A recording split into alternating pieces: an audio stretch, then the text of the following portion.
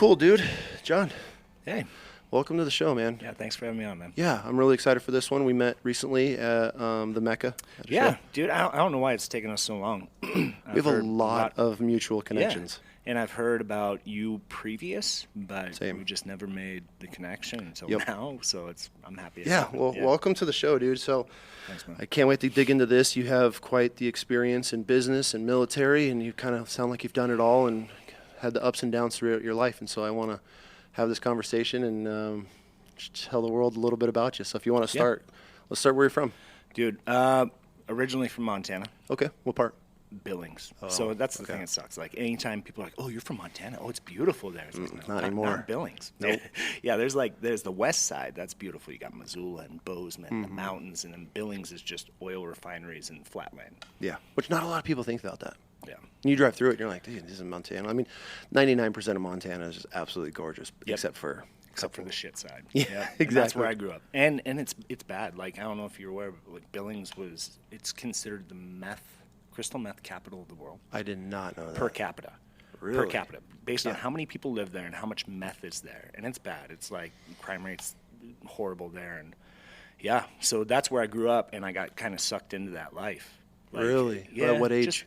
Dude, young. High school. I played sports, but wasn't really accepted by... I didn't fit in with the jocks, you know? Okay. And... Why is that? I don't know.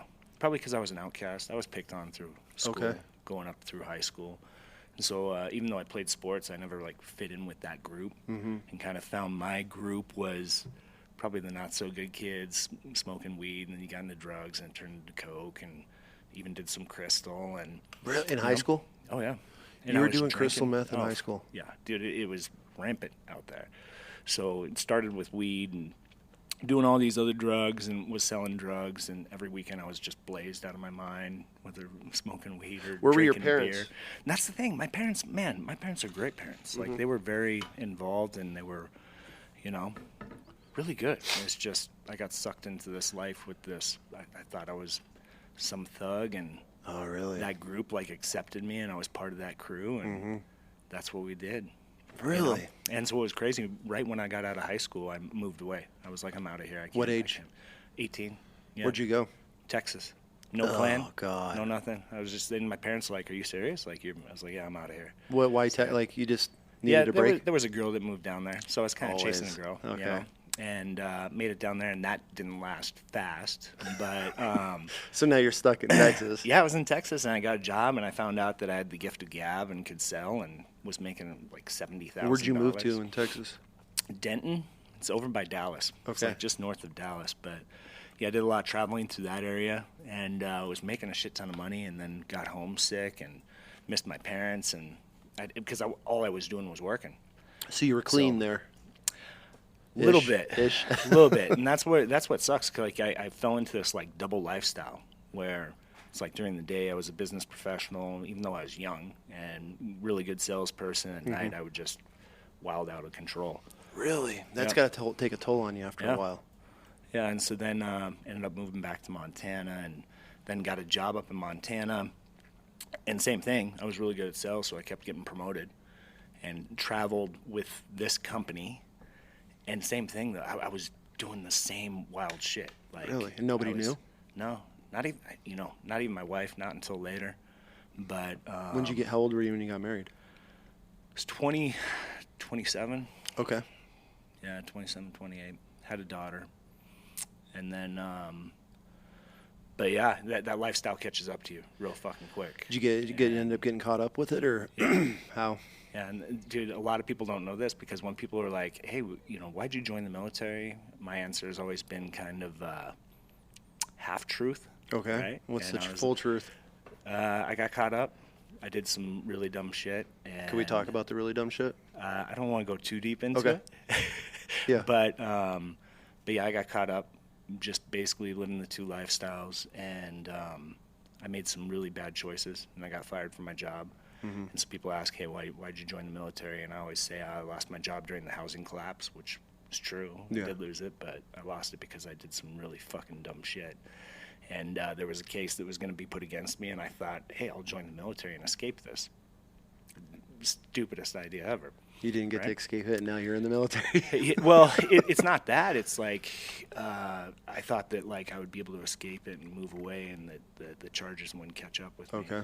But if you're in the system with the military, especially, like then you can really get fucked up. But somehow something happened, and the charges never materialized, and they had a good case against me. But Really? So you got to count your blessings on that one then. I did. But so I joined the military. That was kind of like number one, like how do I escape this situation I got myself into? And then number two was I was sick of my life being in sales and stuff like that. And it's like I want to do something fun. I want to do something important. So you joined at what age? 28? 29? I was 30. Man, you're an old man at boot camp. Yeah. Or you went to And that's Army, the so crazy basic thing. training So, for you. yeah, I went to what's that? Basic training for you guys, right? Yeah. So Okay. I went to basic training, and I remember the first day I went down to the recruiter's office. He's like, "Hey, we're going to do a PT test. You should come down here," because I told him I wanted to be infantry and shit. He was like, "Let's see how you rack up."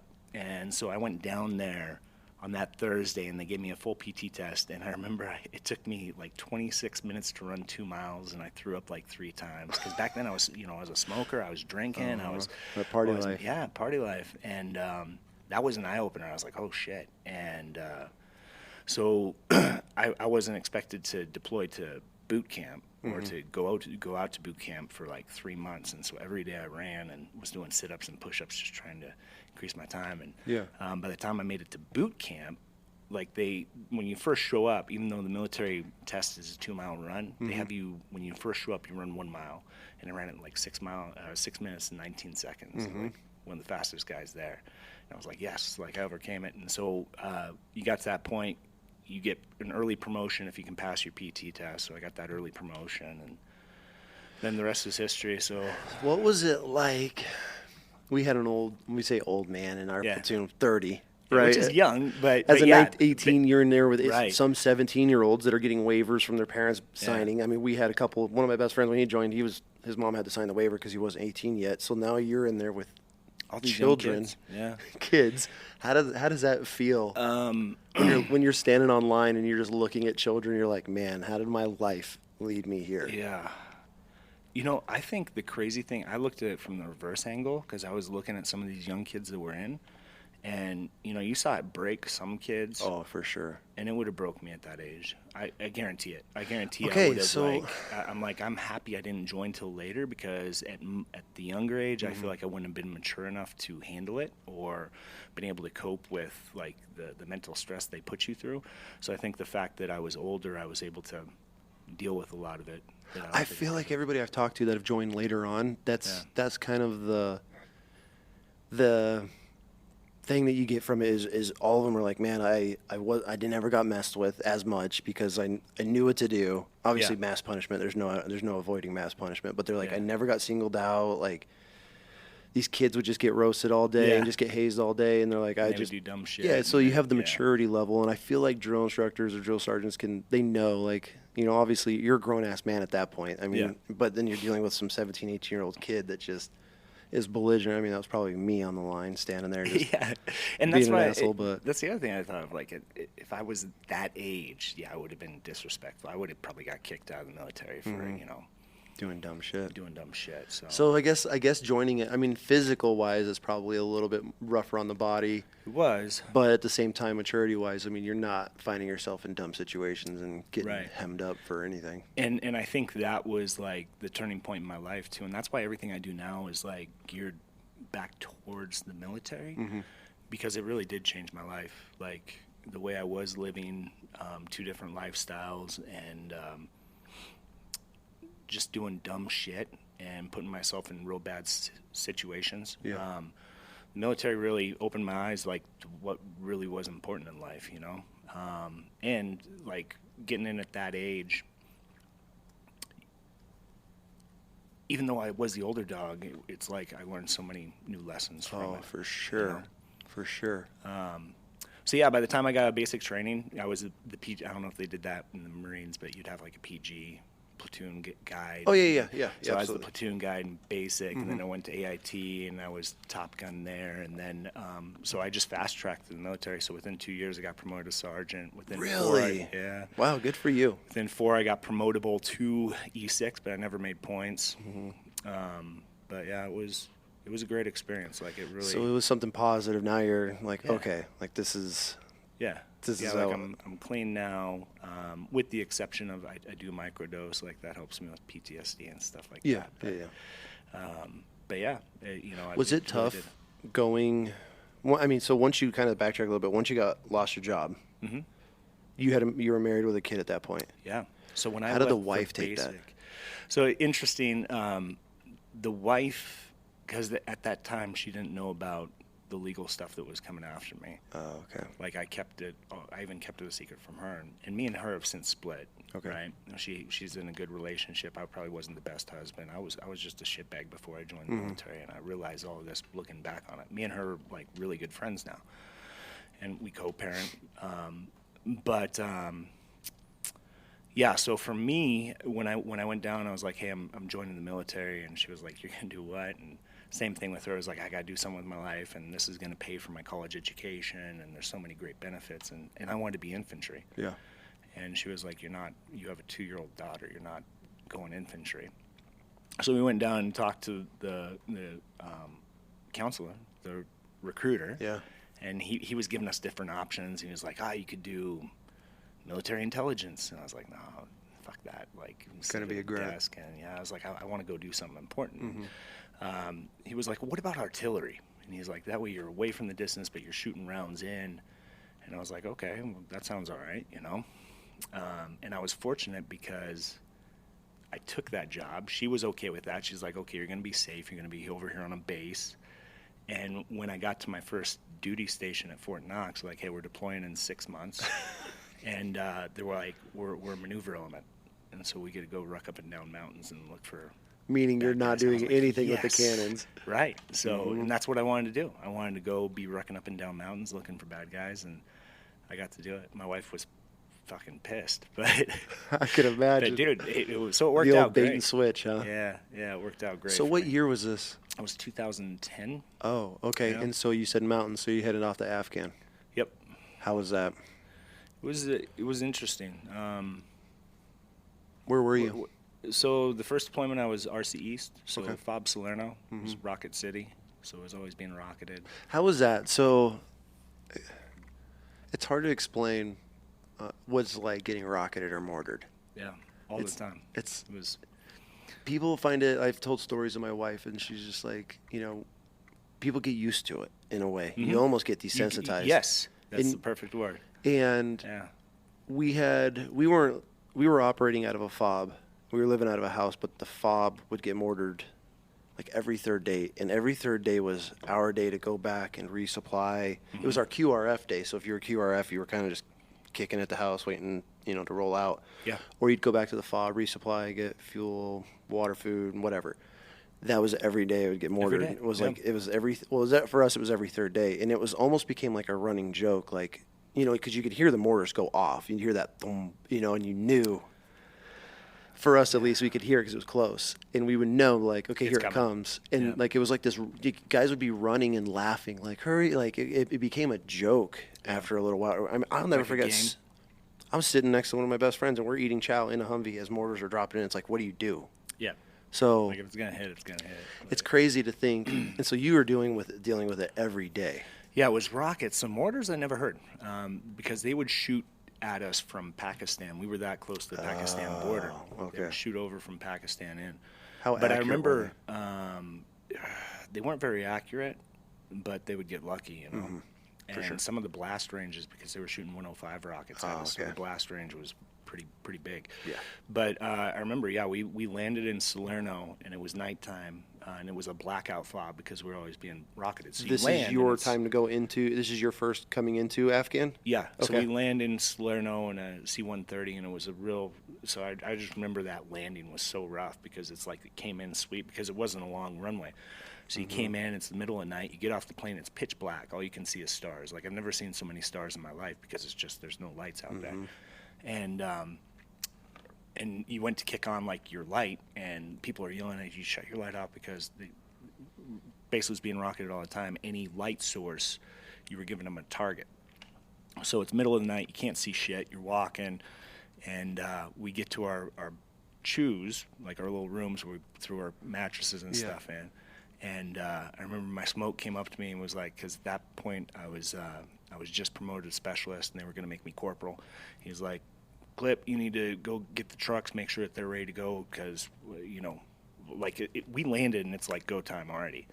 And like we hadn't even ripped out with the guys that we were replacing. Oh, really? Yeah. No he's left like, seat, just, right seat, none of that? No, we did. But he was like, it was instant. He was like, hey, you got to go make sure we got food in the trucks, that we got ammo. And I was like, okay. And he's like, so I want you up at 5 a.m. And it was like midnight. And I was like, all right, cool. So me and this other specialist, Yates, got up at 5 a.m. to go fit the trucks.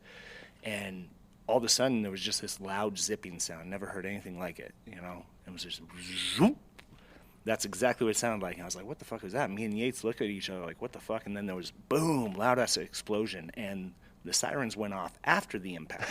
You know, it was like, bam, bam, bam, incoming. Does no help for you. And it's like, oh, fuck, like, what the fuck was that? I'd never heard a rocket before. So you always hear it on TV, and it's always like a whistling sound. It was this weird zipping sound, and I'll never forget that sound. But it's a very distinct sound. Yeah, very distinct sound. Next thing you know, like you said, it's pandemonium, it's chaos. And we're new to the FOB. We just landed. Guys are running around getting their gear, and the lieutenant's You guys out there have no idea it's what's like, going on. Yeah, and they're like, we're QRF, we're rolling out. And I don't even know if he had a poo site, like a point of origin site, but we just rolled out. And it's like chaos. I remember that first mission. It was like nobody knew. We didn't know where we were going, where we were at. We just knew that we got rocketed and we were rolling out. But like you said, it was every single day. Like FOB Salerno, it went from a point where there were times you got rocketed 3 times a day. And so that first year, we went out on over 400 missions. Good Lord. Because there were days like we'd have a mission. We'd have a patrol mission where we were going to go have a presence patrol through a village. Then we get rocketed. And when we got rocketed, guess what? We're going back out, you know. So we were the QRF for that. So you guys would go out on patrol, do a mission all day, come QRF, back. Yeah. If you got rocketed, then you had the QRF and go look for it? Yeah. That's a lot. And I think about it, like, because I was like, God, this, at the time, I was like, this sucks. But then I was looking at the poor bastards that were up in, like, Tower Guard. Oh. And I was like, well, I'd rather be doing this than that, dude. I couldn't imagine we call them fobbits. Yeah. And so, like, they just guard the towers and the front gate. And God, you want to talk about the most miserable job. That was also my first experience with suicide, too, which was... Really? Veteran, yeah. I forget, it was like day 4. It was our first week on the FOB, and me and Sergeant Kennedy, one of my platoon leaders, our platoon sergeants, was walking the FOB. We were looking for, I forget, something. And we heard this loud bang over from this tower, and we both looked over like, oh, what was that? And he was like, oh, I think they were a bunch of, like, plywood sheets, like wood. And he was like, I think one of those plywood sheets just fell. And no, the dude up in the tower had taken his own life. Damn. Yeah, he was just sick of being up there. Which it happens, honestly. I don't want to say quite often, but I know we had a guy that we were ripping with. They just got to Al Assad. I think they were there like 3 days, 4 days. And we had a dude, not in our unit. It was a different unit that just got there. I think it was the unit that was taken over from us, but he ended up, found out his wife and got the John Doe letter or phone call and took his dog and damn. And it happens. And I had buddies on my deployment. He had the same thing. I mean, it happens quite often over there. Nobody ever talks about it. In Afghanistan? Well, this is Iraq for Iraq? us. Yeah. Nope. And it's like, it's just never spoken of. Like, I've never seen, I mean, being in the veteran, working in the veteran community for the last decade, I've never heard a stat or any statistics or anything that come out about active duty taking their life overseas. Yeah, I think that was... It's kind of an eye-opener. Yeah. You're like, what the fuck? Man. Like, why? It's you know, and people always ask me, like, how was your deployment? And it's tough to answer that question, too, because everybody's deployment's differently and how they handle it. Oh, for sure. How was your deployment? You know, the first one was hectic. That's the one where we were being rocketed all the time, hitting IEDs, stuff like that. But and then the second time when I went over, I was my own chief, so I had my own guys. Yep. You know, I had my own squad, and it's like I was trying to prep them for what to expect and how we were going to handle business and shit like that. And we got over there, and it was nothing. Yeah, it was nothing. We had some green on blue stuff happen on the FOB, and we had a massive IED, but That was it. Not like the first time where we were hitting IEDs all the time and we were rolling out. What were you guys? What was on your first deployment? What was a basic mission for you guys? Were you just going out and just shaking hands, just checking towns, or what? Yeah, there was basic missions for us. Like most of it was just presence patrols and having KLEs, meeting with just village elders and trying to win over hearts and minds and shit like that, But we would do night missions where we'd have to go watch these routes, and we were looking for rockets being pulled in from Pakistan into Afghanistan. Did you ever find any? Oh yeah. How was that? Well, so here's the crazy thing. So yeah, there were multiple caches that we did find, and that always made you feel good. And some of them were huge. We found some huge caches, and you just zip tie up the people and you bring them in to be interrogated. So you're finding transporting them? Are they hiding them? Like, what? Or you guys are just watching? We would find them in culottes when we actually explain raid the culottes. So culottes is just the Afghanistan's house, right? The Afghan's house. Now this was kind of like an eye opener for me too, because there were times we would raid a culotte, we'd have intel that they had shit, and we would find like huge caches, and then it was our mission to subdue the individuals that lived there, that resided there, and bring them in to be interrogated by whoever, CIA operatives or whatever. But I remember there was a couple times where we had bad intel, and it seems like that was a very common thing. Very common thing. And the eye opener to me, we raid this culotte, and when you raid, you're not being nice. You're just breaking shit. You're looking for whatever they have. The not so hearts and minds of the mission. Right. Yeah. And we raid this culotte, and the thing is, when you're in their home, when you're in an Afghan person's home, their culotte, you are a guest. And because we didn't want to cause an international incident, you weren't allowed to touch the females in the house. Oh, for sure. Right? You don't touch them. Yeah. And that was always scary, too, because it's like, how do I know she doesn't have a suicide bomb on underneath her Gurkha or whatever? But we're in there, and we have the men separated. We had them zip tied off to the side, and the women are roaming around, and they're bringing us tea and like treats because we're guests in their house. And they also teach you, like, if they offer you something, you take it. If you refuse to take it, then that's like a huge sign of disrespect. So meanwhile, we're destroying their house looking for stuff, and you're taking their treats and tea and drink. It's like they have very little as it is, and we're fucking their place up. And I'm going to take their food and tea. Like, to me, I was like, what? This is fucked up. It is this weird. Is fucked up, So you do gain, like, a respect for your enemy and for those people over there, too. Because I remember there was one KLE we went into talking to this village elder, and we had our interpreter in there, and it was kind of hostile. Like, we thought we were going to get in, like, a gunfight. So they pulled in security inside this KLE. It was me and a couple other guys. We had our M4s. And you could tell there was definitely tension in there. And my lieutenant asked the leader, he was like, hey, do you know why we're here? And leader's like, yeah, you're trying to take over our land. You want Afghanistan. Americans want Afghanistan. He was like, no, do you know about 9/11? Do you know about the planes flying into the buildings? No idea. No clue. So and I was like, wow, like, yeah, like, they don't have radios, they don't have TVs, they only know the propaganda they're being fed. Through word of mouth. Yeah, by the they can't Taliban, read. by the enemies, so that was opening too, because it's like, all right, I put myself in their shoes. If we were invaded, by a foreign country, like, would I take up arms? Would I want to fight if that's all I knew? Like, I think about that quite often, to be honest with you. Yeah. If the roles were reversed, now knowing. I'm not going to get into like conspiracies, because I'm one of those people, hardcore. Like, I feel we should not have ever been there. Yeah. Anyways, I look back at it now. When I went to Afghan, I was contracting, so I wasn't doing the day in and day out missions. But I'm speaking on as far as Iraq. I look back at those times, and I'm like, God dang, man, like, we fucked up a lot of shit, like, on purpose, and I would 100% burn everything in my path if somebody did that to my home. Right.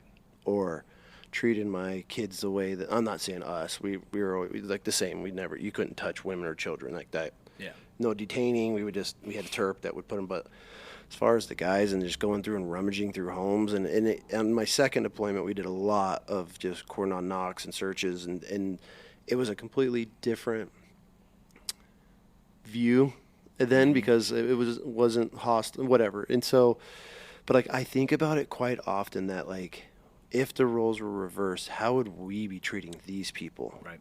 And knowing that I mean, you come over a little hill and there's I don't want to call it a village, like 5 or 6 houses inside of like a compound. Yeah.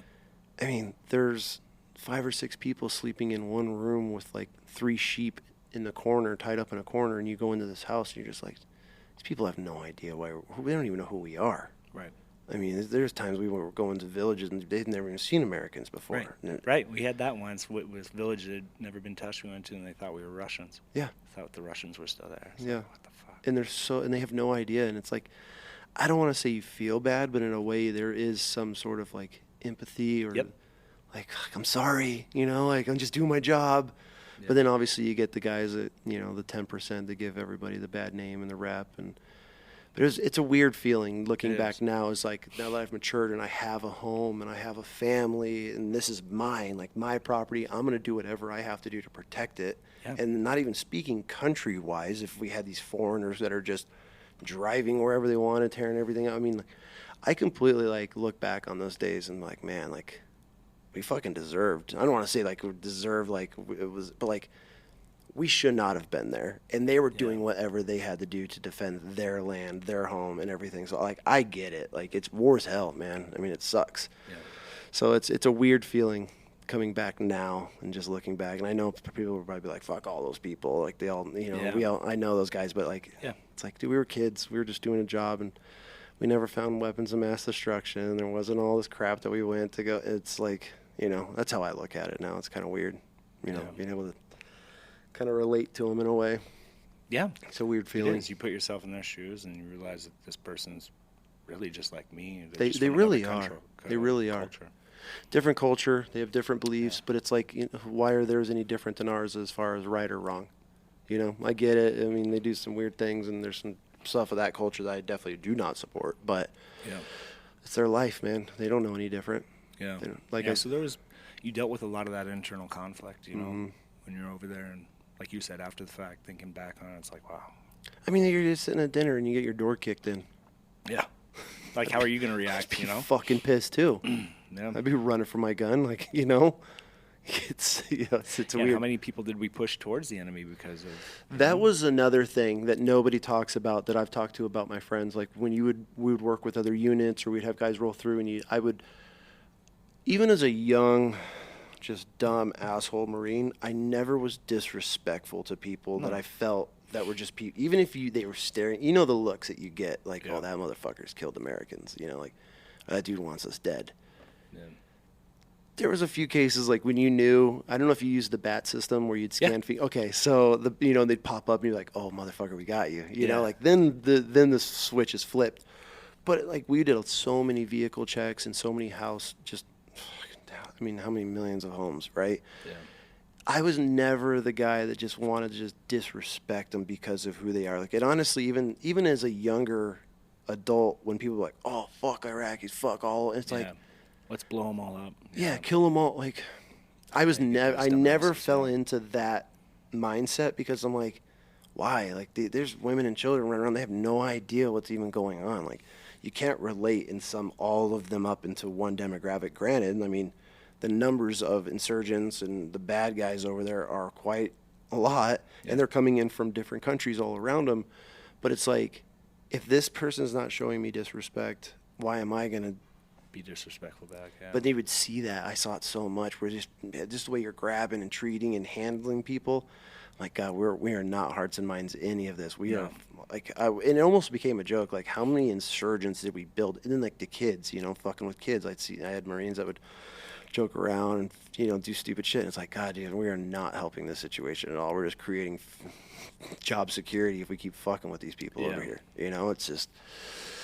It's a weird situation when you look at it from like, looking back on it now.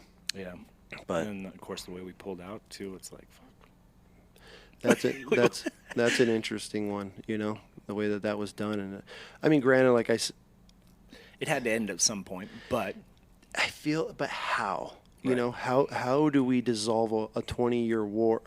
I mean, Afghans been at war from the existence, right? I mean, they were fighting Genghis Khan over there, and what's his name?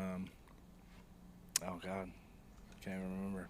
Yeah, there's a castle over there too, over by where we were on our second deployment, and it was it's the guy that they fought, and he figured, he's like, well, I can't beat him, so I might as well just join him, and he built a fucking castle in the middle of the Afghanistan. Who the fuck was it? Something great. I don't know that one. God damn it! I'll have to look it up. Yeah, but it was a cool story. But it's interesting, you know. It's a whole scenario, and then the way that we. But I felt the best scenario, and obviously I'm not some general in the military. I felt that Afghan was just going to have to become like a permanent duty station, like Guam or Guadalcanal, or not Guadalcanal, Guam, Okinawa. Like, I mean, how are you at war for that long, and then all of a sudden just pull out? Just leave it. It would showed exactly what would happen, and I mean, within hours, Taliban's already back and running the country again. I mean, that shows you how resilient these people are.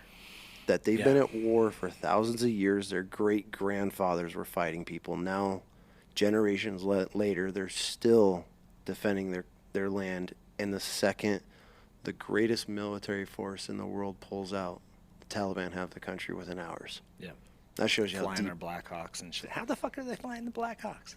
The motherfuckers knew how to fly back. I was like, what? You can't read for fuck, but you can get in a Black Hawk and fly it. Like, that's you're wild. Tossing people out of helicopters, and then the next day, like, it's insane. It's insane. These people. Yeah, you're right. Resilient motherfuckers. They're rooted, man. They're rooted. So that goes back to what I was saying. Like, I feel like it had to have been a permanent duty station where we just have to have stations there. And but then it's like, at what cost? Like, is it even worth it? You know, the war is just an interesting thing, you know, and now I look at what's going on around the world, and it's like... It scares me. It scares the hell out of me. Yeah, and especially because when you look at Iraq and Afghanistan, it was a different war because it wasn't force on force, so you didn't quite know who the enemy was. Mm-hmm. The next conflict we get into is going to be a conflict like we haven't been in before. Yeah. Well... in years, right, since World War II. Like, force on force is a different beast. And I know I'm talking to buddies who are still in, and they're talking about their training and what they're doing and how the training has evolved. And yeah, they're actively training for force on force type efforts, which is scary. Yeah. The battlefield has changed so much in the last 2 years, 3 years. I never thought we would be fighting trench warfare again. Right, like what's going over in Ukraine, and the fact that we're in trench warfare. You're turning a corner and you're point blank with your enemy, and you're damn near hand-to-hand combat with these guys in these little fighting holes. And then now you want to talk about PTSD? Fucking drones chasing you. Yeah, you're sitting in a little bunker cooking your lunch, and all of a sudden, thump, and a drone just dropping a grenade in there in the hatch of a grenade. Wild. This is one of those things. I've had a couple of conversations with dads that served, right? Like, you know, our generation guys that now have sons that are at that age that are thinking about joining. Not in a million fucking years would I send my kid to the military right now. Yeah. Not in a million years. Not for these wars. I'll say it. You think you raise your son and he goes over and gets taken out by a drone? Some pussy coward shit that just they're watching you in office just laughing as they're flying a drone around your kid. I don't know, man. It's weird. It's a weird time. And like I've talked to some vets and they're just like, oh yeah, I can't wait for my son to join. And I'm like, they're gonna go and I'm like, for what? We were lied to well enough, right? I feel like they pitched the story. There's weapons of mass destructions, 9/11, all this stuff, and we get there and it's like when I joined because we got attacked on our soil and we have to defend that's the patriotism that we were sold, right? Now it's like, for what? Right.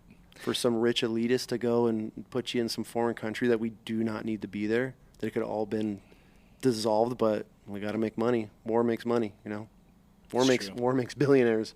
Yeah. It's weird. Yeah, and that's the thing that we're missing now too, though, is like you look at World War II when all these kids were joining under the age of 18. They were lying about their age, getting in.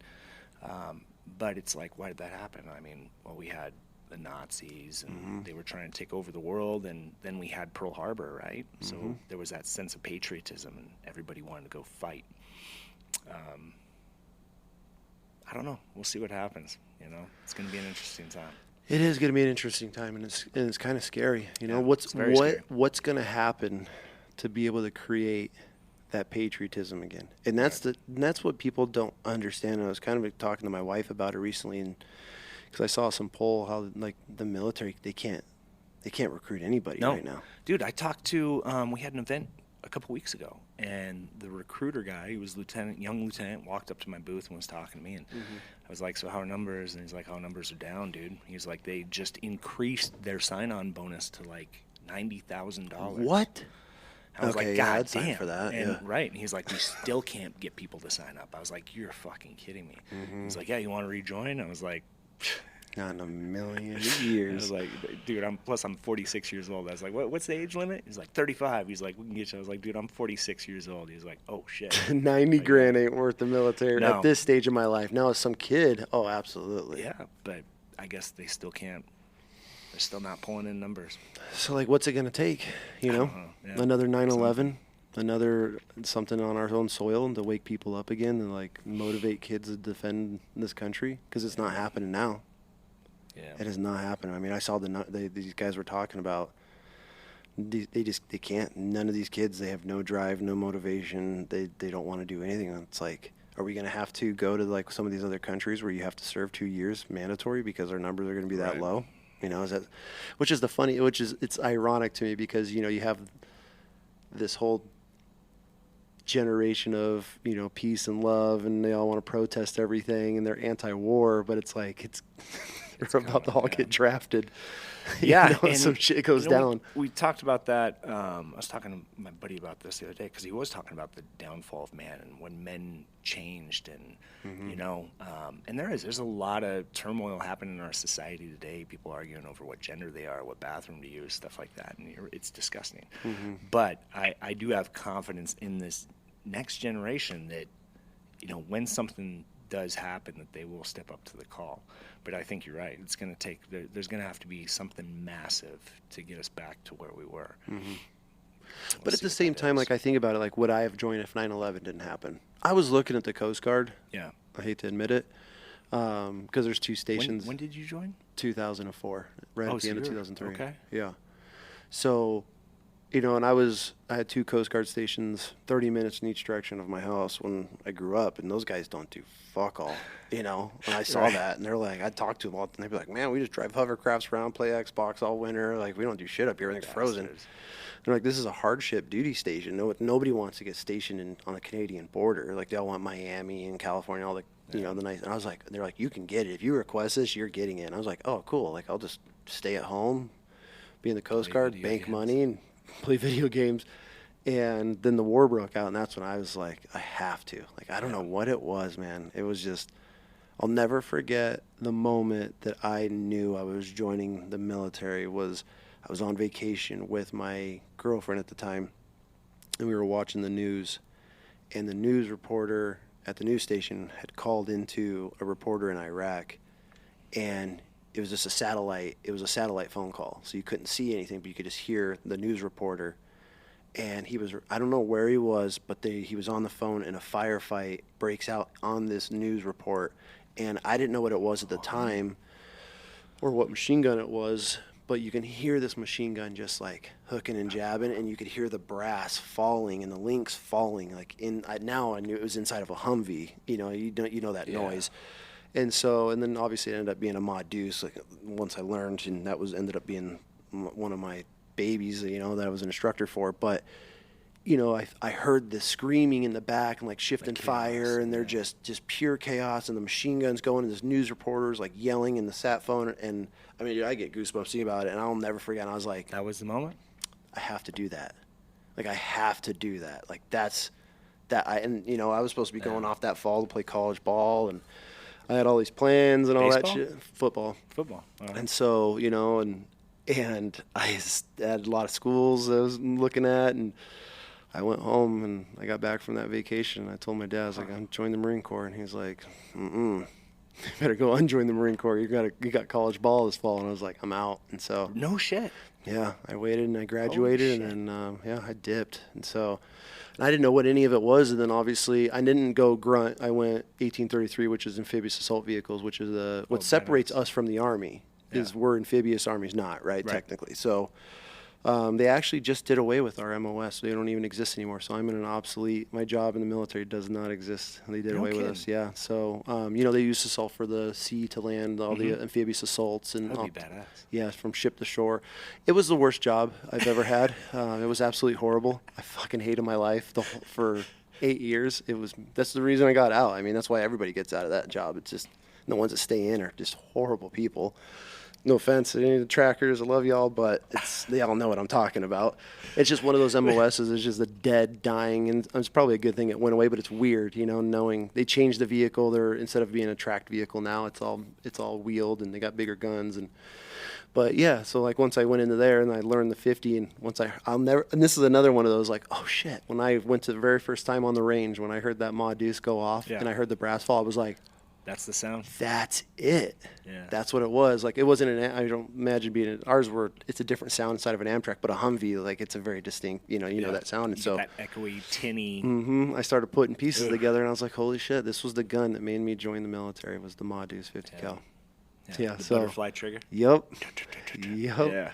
Yeah, so, it was weird, but, like, now I look back at it, and because people ask me all the time, like, would you let your daughter join? I'm like, fuck, I would be devastated if my kids came to me and wanted to join the military. Like, I'll be honest, I'll say it. Like, I know a lot of these dudes are like, oh, proud dad, I want my kids to serve. Like, right now under this administration, what's going on? No way.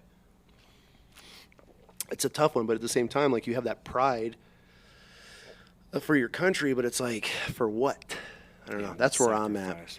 I like to ask dads that have sons that are at that age, like, and most of them are like, oh, hell yeah, man, I want my kids to join. And I can't fathom it. I just can't. Yeah. It's hard for me. I don't know. But I look at things like deeper, like, why are we there? Do we need to be there? What's the point? Who's making money off of this? Yeah. Halliburton, Raytheon. BlackRock, everybody, not us. Making my change a year, putting our life on the line. Dude. Anyways, man, yeah. So it's crazy times. I don't know how we're gonna get the numbers for the military. But you're right. Like if we don't, then do they enforce a draft? And see, about the what was it? The Communist Party put out. God damn, what do you call that? Manifesto. Mm-hmm. Do you remember that back in the? So. You have to read this. So the Communist Party put out a manifesto. I think it was back in like the 50s or 60s. Okay. And they put out this manifesto of how they were going to take over the U.S. without ever firing a shot. You never heard about this? No shit. All right. So you have to send this to eerily looking over it now. But it was back in the 50s. They said, we'll take over America without ever firing a shot. The way we're going to do it is we will infiltrate their media. We will basically create divide within the country. To where there'll be so much conflict that internally that we will be broken as a society and that they would be able to take us over. And now you look back on that manifesto it's happening. It's like, holy fuck. Like, and there was the conspiracy theory about COVID being concocted in a Wuhan lab, right? Mm-hmm. But, and in my mind, it's like, could that have happened? Like, did they do this to knowing that, like, the face mask would cause such distension within our society that people Something so simple. Something so simple. And it's like, well, fuck. Because everything that they've talked about, and with us bringing out social media, we made it so easy for them to infiltrate our social media and take over, just brainwash us. They're in your home. If they are. And so I look at that, I'm like, man, it's crazy because everything that they documented in that manifesto, while it took decades, like, I think they're doing it. It's crazy. It's a really weird stage we're at right now, and I don't know where it goes from here. You know, and it sucks for me because obviously us and deploying and defending our country and feeding and all that. I look back at it now. It's like what's next? Like where do we go? At least we, like I said a little bit ago, like we had the pride, we had the story that we were following. Now with this divide in this country, it's like, how do we fix this? Because we can't talk anymore. You can't sit down and have a conversation with somebody that doesn't agree with you. It's instant. I mean, families have separated over this. I know a husband and a wife that got divorced because of their political beliefs. They couldn't. Really? I'm like. Yeah, you can agree to disagree. Yeah. Everybody's so emotional and uptight with everything. I know a company that, before this division was pushed so hard, I mean, think about when we were growing up. Nobody cared if you were a liberal. Nobody cared if you were left No. or right. And then now it's like, I'm not going to hire them because of their belief. It's like, holy shit, like that's where we're at. But how do we stop and start fixing this? And it's like, as long as the media is the way it is, as long as the social is the way it is, like, it's just going to keep driving that wedge deeper and deeper. And it's like, till what? Till we go back to like what, Civil War, Right. martial laws implement. I mean, where do we go? I mean, look at January 6th and what a shit show that was, and like all the stuff that's coming out about it. What's this next election going to do? Is this going to be the one, or do we have to go through 3 or 4 more elections, living how we're living until the whole country? I mean, do we have to hit absolute rock bottom as a country? Yeah. But by that point, I mean, we have no military. We're destabilized. Yep. We're an easy target. You know, it's like our borders are wide open. How many people are coming across right now that have bad intentions? You mean to tell me all these military-age males are coming here for asylum or whatever? Oh my God. You know, so it's Did you see that video of the Syrian guys coming over, and they're all in like 511 tactical gear? Oh my God! I'll send you that video. I watched it, and the guy even asked them, and only one of them speaks English. He's like, "Where are you coming from?" They're like, Syria. He's like, "Why do you come to America?" And they kind of like look at one another, and they're like, "You want a better life." So it's like, dude, they look like some dudes that are gonna tear some shit up, you know? And they're all decked out in 511 tactical gear. It's like, that gear's expensive, bro. Like, who's funding you? Mm-hmm. Yeah, that's scary. I don't know. It's crazy times. So, anyways, back to you. Yeah, sorry, I get animated. No, for sure. So after your deployments, I mean, he did the 2 to Afghan. I mean, how long were you there for? In Afghanistan? Mm-hmm. How long were your pumps?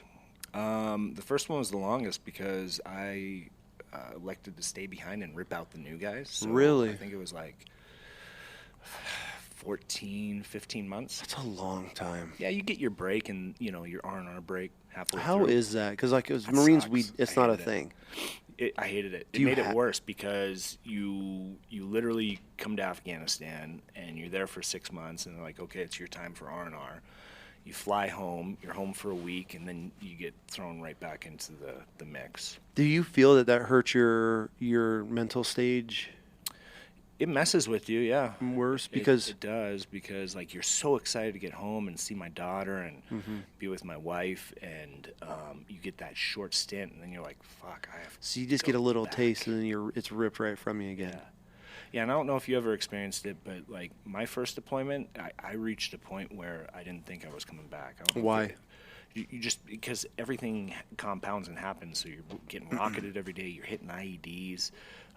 You know, we had 5 Purple Hearts within our unit, 5 Purple Hearts, and one was from a direct rocket that was fired out into us while we were on patrol, and fucked up one of my good buddies pretty good. He had to be sent back, and you're like, fuck, like, you just kind of get to this point, like, there's only so many times I can go out that I can get lucky. It's a numbers game. Yeah. It's like, if we keep going out at the rate we're going out, like, I'm not coming back at some point. And it kind of like that manifests in your head, and you get to this point where, and plus you're over there for so fucking long.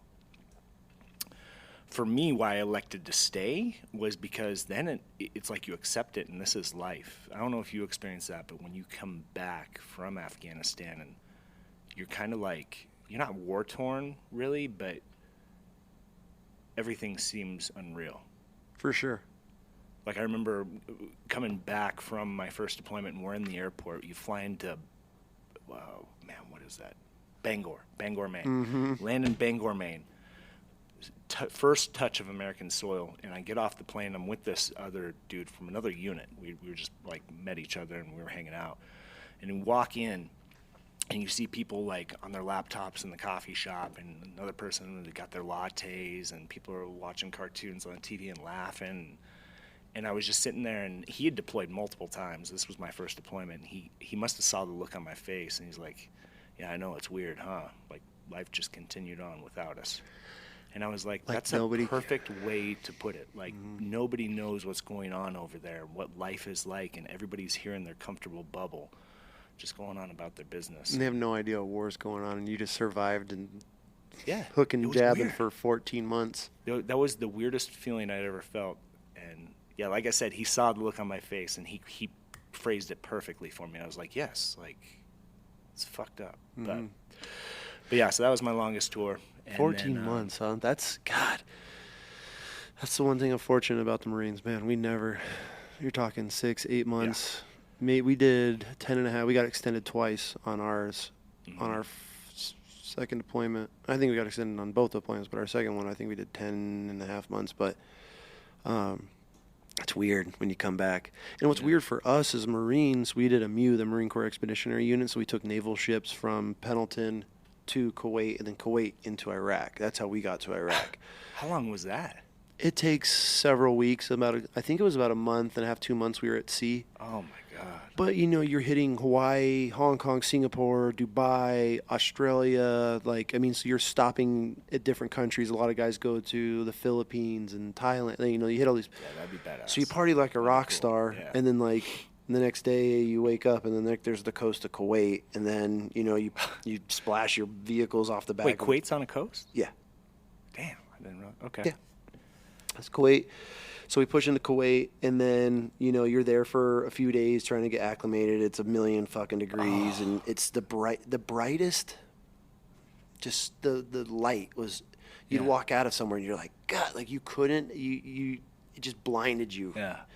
And so, we were fortunate enough to show up end of summer. So both my deployments in Iraq were fall, winter, spring. We're out of there. So I got to dodge all the hot. Good. But we were there for the cold because, dude, it was miserably cold. In Iraq it is? In Iraq, dude. Our water bottles would be, frozen in the morning when we would wake up. I remember, I got to have one of my buddies on. Him and I sat in a fighting hole one night. I don't even know if it was a fighting hole. It was just a fucking hole in the ground. We didn't dig it. It was just there. We had some asshole staff sergeant. This guy, fucking Lochner was his name. He was a good dude, but he points at me and then my buddy Jeff, and he's like, "You guys need to do ground security for tonight." And I'm like, "Ground security? I fucking live in a vehicle. I'm not a grunt. I'm an Amtracker. This is my security. It was a 50 cal in the Mark 19." Anyways, he made us go sit in this because there was this factory that we had intel that they were making bombs and suicide, whatever. So we surround this thing at night, and then we had to have ground security, and I got voluntold. I'll never forget. I thought this is one of those times where I was like, we're going to die. It was so cold, and we had our little sleeping bag. Your whoopee bag. I got in, we put both sleeping bags in each other, and we both got in one sleeping bag and held each other all night. 100%. I'll have this guy on the podcast. Sitting there I love you, man. I love you too. As we thought we were going to freeze to death because it's a stupid troop. You can't go back to staff sergeant and be like, "Hey, we're cold. We're freezing to death out here. We're willing to just die in this fucking hole." And I'll never forget. We just went to sleep. The wind holding each other. The wind was blowing so hard. You couldn't even poke your head up out of the hole because you're getting sandblasted. So we're literally just tucked down in a hole in the ground. I'll never forget the next morning, opening my eye and we're just covered in dust, and I poke my head out. We're freezing and nobody's up. Everyone's passed the fuck out thinking that we're on security for them. And they left us all night. I've never done an all-night post. Usually you rotate and you get relieved every 2 hours. Every 2 hours, 3 hours. Nobody relieved us. We sat and slept in the sleeping bags with my buddy the whole night, and it was so miserable, man. It was miserable. And so, yeah. But thank God. So it was, and you'd wake up in the morning, your water bottle was just frozen. It was so cold, and they didn't prep us for any of this, the temps. So you didn't have cold gear, cold weather gear? Fuck no. Fuck. They give us flight suits that are paper thin. We ended up, one of our vehicles went down. We're in Al Asad Air Force Base. We went back, towed the vehicle back, and we were working on it. And the Army had their supply lot next to the motor T lot. And I watched these supply guys one day go over and they open up these giant boxes, cardboard boxes, and they started pulling out black fleeces. I was like, "Oh, you messed up." And so I went to my gunny, which I had one of those gunnies that was just this old school hardcore, he's going to punch you in the face before he ever did paperwork. And if he did, he carried around this giant mug and a cigarette. And if he didn't have both, you didn't fuck with this dude. Gunny Barton was his name. I know there's some dudes that are going to watch this. They're going to be like, "Oh, hell yeah." Dude was old school gunny. And I go to him. I was like, "Hey, Gunny, can I acquire us some fleeces? And he's like, I don't give a fuck. Like one of those, like old school raspy voices. I'm like, cool, got the green light. Cool. Okay. So we'd work on our vehicles. We'd be on like patrol or whatever during the day, and then at night we'd have to work on our vehicles all night. And so we're over there one night, and I was like, hey, you guys got to watch. And it was all lit up, and I freaking just, I cut a hole in the back fence, and I snuck in there, and we started just. And they tactically acquiring. They had the sizes all written on the outside of these boxes, so we're just, we ripped this fence open, and we're just chucking boxes of these black fleeces, and then we threw them in the back of a Humvee and dipped over to where we were living in Camp City or Tent City at the time, which is over by the flight line. So nobody really messes with you over there. It's just the guys that are coming and going. They're not like the permanent personnel on the base. So we like snuck these things in and we divvied them out really quick, and we rolled. And it was like a rule that we could not wear them at Al-Assad. And so on our vehicles we have it's to do like a twist wire when you'd say, like a safety pin on like a 50 cal or the 40 when you'd have certain pins, and then you'd have to wire it, that twist wire on it. Well, we had the tool for it, so we went back through and twist wired the fence shut so it didn't look like it was wide open like how we fucking left it. And so they had no idea. So that I still have my fleece to this day. It's an Army. It's like property of U.S. Army or whatever on these tags, and we saved. Everybody still has it. I was just with a couple of my buddies, and we were talking about it. Like, I still have my fleece. And so but we had hang it up on your wall as a trophy. We had to steal these fleeces, and it was so miserable. Like I kind of bad. Like, but Marines, they never really had a lot of money. We get it from you guys. Yeah, it's a hand-me-down army shit is what we get. Yeah, I was telling my wife, I was kind of joking about it, that because I know it's nothing to joke about. I was like, I'm 100% dying of fucking lung cancer or something, and she's like, don't ever say that. And she's like, why? And I was like, it was so cold. One of my best friends and I, we had to stand post every night in this. We were running a vehicle control point outside of a city. Mm-hmm. And there was like this berm. Imagine like this 50-foot anthill is what it looked like. And we built a post on the top of it that overlooked just the flat desert. It was just this random mound of dirt that overlooked everything. It was weird. And we would sit on there, and we built this whole entire bunker up on the top of this thing. We had to fill every sandbag. Everything was all done by daisy chaining sandbags at the top, right? We would sit up there, and it was so cold. I'm talking the wind would be ripping. We'd be in our fleeces, like tucked into a corner in this little hut at the top of this hill. We would get an ammo can, and we would fill it with diesel and mix it till it was like a paste. And we would light it, and then we'd put a poncho over the both of us, and we would hold each other with the ammo cans in the middle of us, and it had just this little flame. Those fumes. The next day, like, you do your shift and you'd get relieved and you'd go, and the next day you'd wake up and it was just black soot, and like you'd cough and like this lump of black, you'd blow your nose, just pure black. You thought you were gonna freeze. It was that cold. We froze in Iraq, which I talked to guys and they're like, you can only strip so much clothes off. Like, obviously the cold wouldn't have been as bad if we were prepared for it. Yeah. They ended up eventually getting us like this little heater system. It was really weird. You got a 5-gallon diesel can, and it had a little hose that came out of it and hooked to like this, almost like a jet propulsion heater. It was weird. You had to prime it, do all this crazy shit. And so heat the place up though? Holy shit, bro! You'd get it going. It was like a wood stove. I mean, the tube, the exhaust tube that we had going out the window, it would just be glowing red. If you had it just right, you'd be in there in like a t-shirt and shorts. Because you don't have windows. You're on the top of a hill. It's blowing a million miles an hour in the middle of Iraq in the wintertime. So yeah, it would be cold. But we'd put like ponchos in the. Nobody ever watched a motherfucking thing from that. Nobody watched anything. You'd go up there, relieve your. Because the staff never went up there because you had to climb up this hill, and it was like a pain in the ass. So nobody ever went up there except for whoever was on watch. And you'd go up there, and everyone would be assed out in the middle of the night. Like, nobody was doing shit up there. It was just fucking miserable. Yeah. Miserable. But I would take the winter over the summer, I feel like. Yeah. Yeah, Kuwait's the hottest I've ever been. It's miserable. It's fucking gross. It's like, I explained Kuwait, at least when we were there, was like living in a blow dryer. Yeah. I didn't even know the world could get that hot. Like, I remember I looked at the thermometer. I think it was like 127 or something. On an average day. What the fuck? And I wouldn't even eat because you'd go into Kuwait, and I would just stay in that because they had the air-conditioned tents, and they'd be like, chow time. And I was like, dude, that's like fucking 1,600 meters that way, bro. I'm staying right here. You're drenched when you get the chow. I was like, I'm not moving. Yeah, fuck that place. You know it's hot when you walk out of a porta shitter. It's 120 degrees outside. You walk out, and you're like, oh. You know, it feels It's nice. cooler outside than in the porta shitter. Yeah. You know, but Kuwait, yeah, that's how I explain Kuwait is like living in a blow dryer, just hot blow dryer tight temps with Yeah. just wind, and it's so bright in Kuwait. Kuwait was a fascinating place because obviously, like, as a young kid, you know, you're okay, now we're in the Middle East, it's getting real.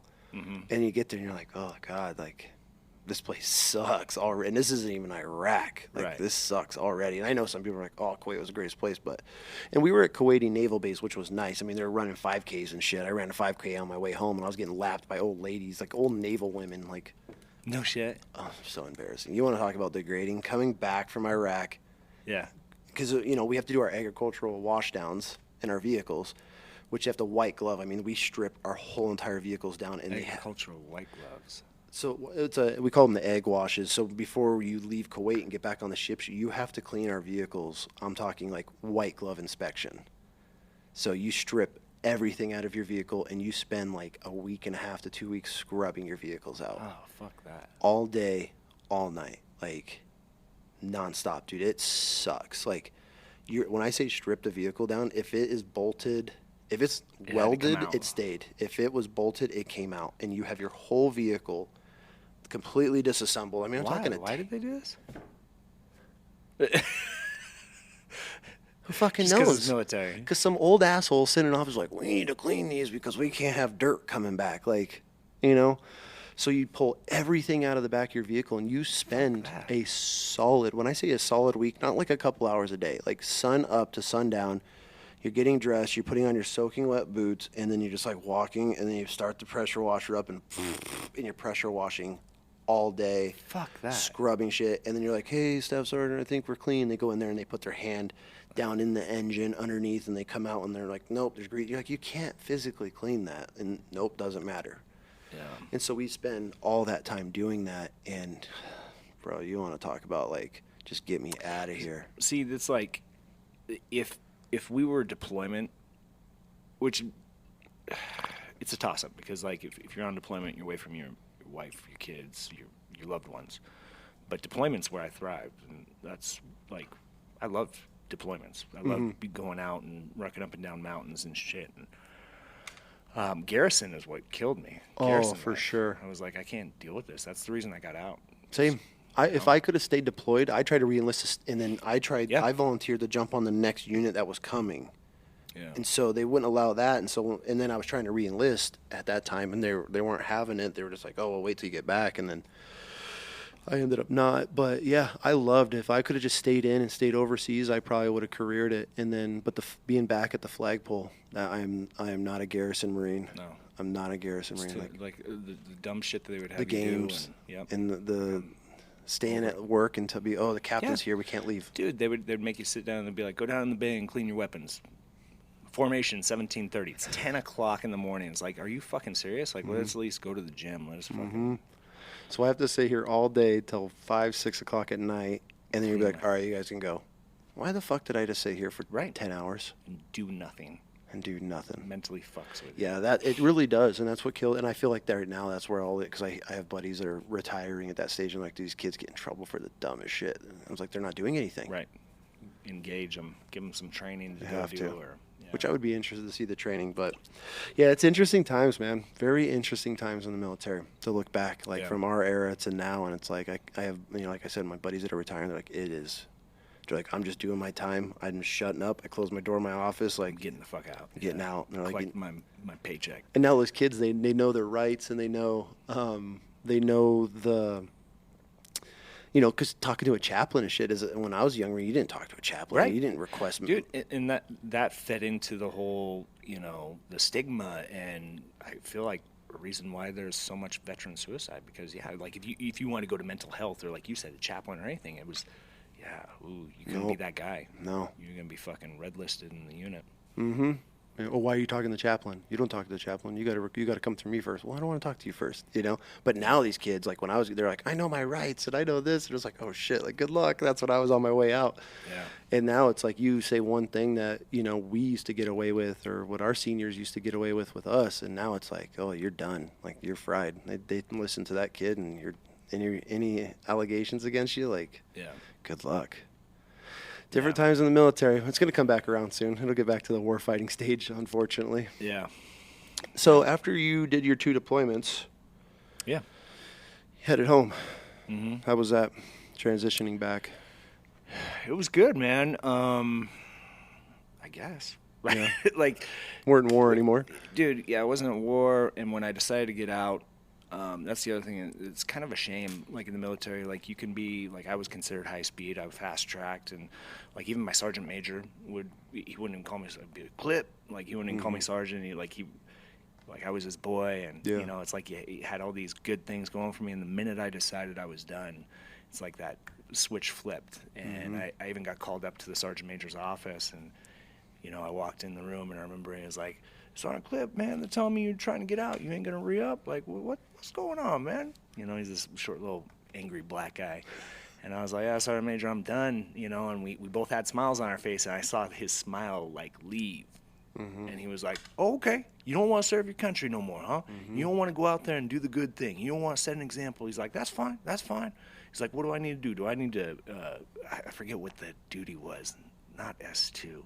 But basically he threatened to put me on a desk until, you know, I served out the rest of my time." And I was like, Jesus Christ, like, that's it. Like, you're their boy as long as you're willing to give, but the minute that you want to take care of yourself, it's like, Nope. you're shunned. And so it is what it is. But yeah, I got out because it wears your body down, and I just knew I wanted to be here in Boise. Out of all the places I lived, my previous career, like I said, I traveled with them, and I had a stint here in Boise, and I knew that's where I wanted to be, so we just packed up our shit and moved back here. And Were you married still at this time? yeah. Okay. Yeah. And then, you know, I got a corporate job, and I realized real quick that I hated it. Even though, again, it's like I did very good. I took this sales job, and I crushed it, and I kept getting promoted. But it's like, you ever seen the movie Office Space? Oh, yeah. It's kind of like that. It's like, dude, I was half-assing everything. I kept getting promoted, and I was like, what the fuck's going on, you know? Because I was a good sales guy. But I knew that I needed to do something different to give me purpose, because that's the thing that mind fucks you, is the minute you take off your boots and you hang up your combat uniform, it's like, what's my purpose? Yeah. And so, yeah, I got this career over here, but I'm just selling computers, and I own these accounts that we sell computers to. It's like, I'm not making a difference. And that's when I decided to start UXO Supplements, and it kind of served 2 purposes to me. Number one, while I was in, I had multiple buddies take their own life, and so I knew that I wanted to form a business that could help give back, right? So for me, like, I have PTSD, I have anxiety, and the VA is quick to throw medication at you to try and fix everything. And I always found that most of it just made me worse off. So for me, it's like getting in the gym, releasing the endorphins that way. And so I wanted to create a product that would help encourage other people to get in the gym and find a healthier lifestyle, and then also give back to, you know, veteran-focused nonprofit organizations that gave me purpose going forward. Like, okay, I'm still making a difference. I still have a purpose. And, yeah, that was the formation of UXO Supplements. Let's dig into the UXO Supplements. Yeah. I feel, and this isn't at you, because I actually have some of your subs before we even met. Oh, you did? Yeah, I picked them up, and which is funny, because I saw it and it had, you know, veteran-owned and all that on. I was like, oh, this is cool. I actually still have a jar of it. And so the supplement world, let's dig into this. Okay. The supplement world is I feel, as somebody, I used to be obviously way bigger into the fitness industry and getting all back into it now. It's such a crazy world. I feel like it's it is. You see, good and bad. For sure. And so what separates in the supplement, if I'm looking, what separates the good and the bad? You know, and we've kind of changed, like, our marketing tactics, because I used to push, like, you know, our stuff's quality, you know, and go into, like, how we use the trademarked ingredients that have all the testing done. But see, to the general consumer, they don't care. They Why want a is product that? I feel works. like in the fitness world, you're wanting to ingest Yeah, you want high quality. high quality for supplements. the most part, people don't, and I think that's it. It falls on the education of the customer. Yep. People don't understand when they look at an ingredient. Like, I look at an ingredients panel, I can break down everything. I know what it does. I know the proper dosing of it, because this has been the last 12 years of my life. And I'm just a freak with this shit, and I live in the white pages, and I know about the ingredients and how they work. But the average consumer, so that's why it's like, okay, we would pitch our product that we sell it as a premium, and here's why, because it has the trademarked ingredients. So we do all the third-party testing, so it's safe for drug-tested athletes, it's safe for military, first responders, you know. And we go into the studies on the trademarked ingredients that run more like a trademarked ingredient. Like if you were to look at a product side by side, right? And let's say, even though this ingredient I don't really buy into, but you have beta-alanine, which is the generic version, and you have carnosine over here, which is the trademark version. A lot of people aren't aware that the beta-alanine, the cheaper, the more generic ingredient, usually there's nothing to say, okay, this ingredient is standardized. That you know that with beta-alanine, if I buy 3.2 grams of beta-alanine, it's going to be 3.2 grams of beta-alanine. There have been tests done on generic ingredients, and sometimes the purities come back at like 5%. Really? Where a trademarked ingredient, yes, you pay up to 15 times more for that ingredient, which is going to make the product more expensive, but every trademark lot I buy comes with a certificate of analysis showing that it has to be over 98% pure. Right, so that's why we always opt and go for trademarked ingredients over the generic counterparts, and that does make our product more expensive, and we do the additional testing. But slowly, I've realized that people don't care. So now it's like we focus more on, rather than preaching about, look at our ingredients and stuff like that, now it's like, all right, look at our mission, look at who we are, here's what the brand stands for. But the ingredients are staying on track, though? Ingredients stay on track. Okay. Yep, we still do that, but we realize now that it's like... people don't care. People don't care. And the formulas aren't the differentiators anymore because of how saturated the market is. So we'll continue to make the quality ingredients and the quality formulas, and that's what puts them at a premium. But now we focus more on the lifestyle and who we are about, and, you know. How did you even pick this route? I mean, going from military to sales, and then you're like, I'm just going to start a supplement company. Like that's so obviously you were into the fitness world at that time. Yeah. And you're like, this is what I mean. 12 years ago, I guess the market was probably pretty nice. It was, and there was definitely a gap in it that has since filled, but we're still trudging ahead, right? But with me, I never stepped foot in the gym until I was in the military. So that was the first time I ever stepped in. And first time was at Fob Salerno, and my buddies forced me. And I remember we were ordering in pre-workouts from bodybuilding.com. Back then it was like Jack 3D. Do you remember like Jack 3D and then No Explode? Yep, those things are straight meth, bro. Yeah. Like those things were horrible for you. Yeah. But God, they work so good. Jack 3D had a combination of ephedrine and 1,3-dimethylane that has since been banned, which is like a stimulant that it's basically an ingredient that's 2 chemical compounds away from being crystal meth. Oh, that's why it got banned. For sure. So, but anyways, so we'd order that shit. And we'd get all cracked out and go to the gym, and that's where we released our tension. Like we'd get back off mission, we'd still go to the gym. Like we'd be dead tired, we'd still go to the gym.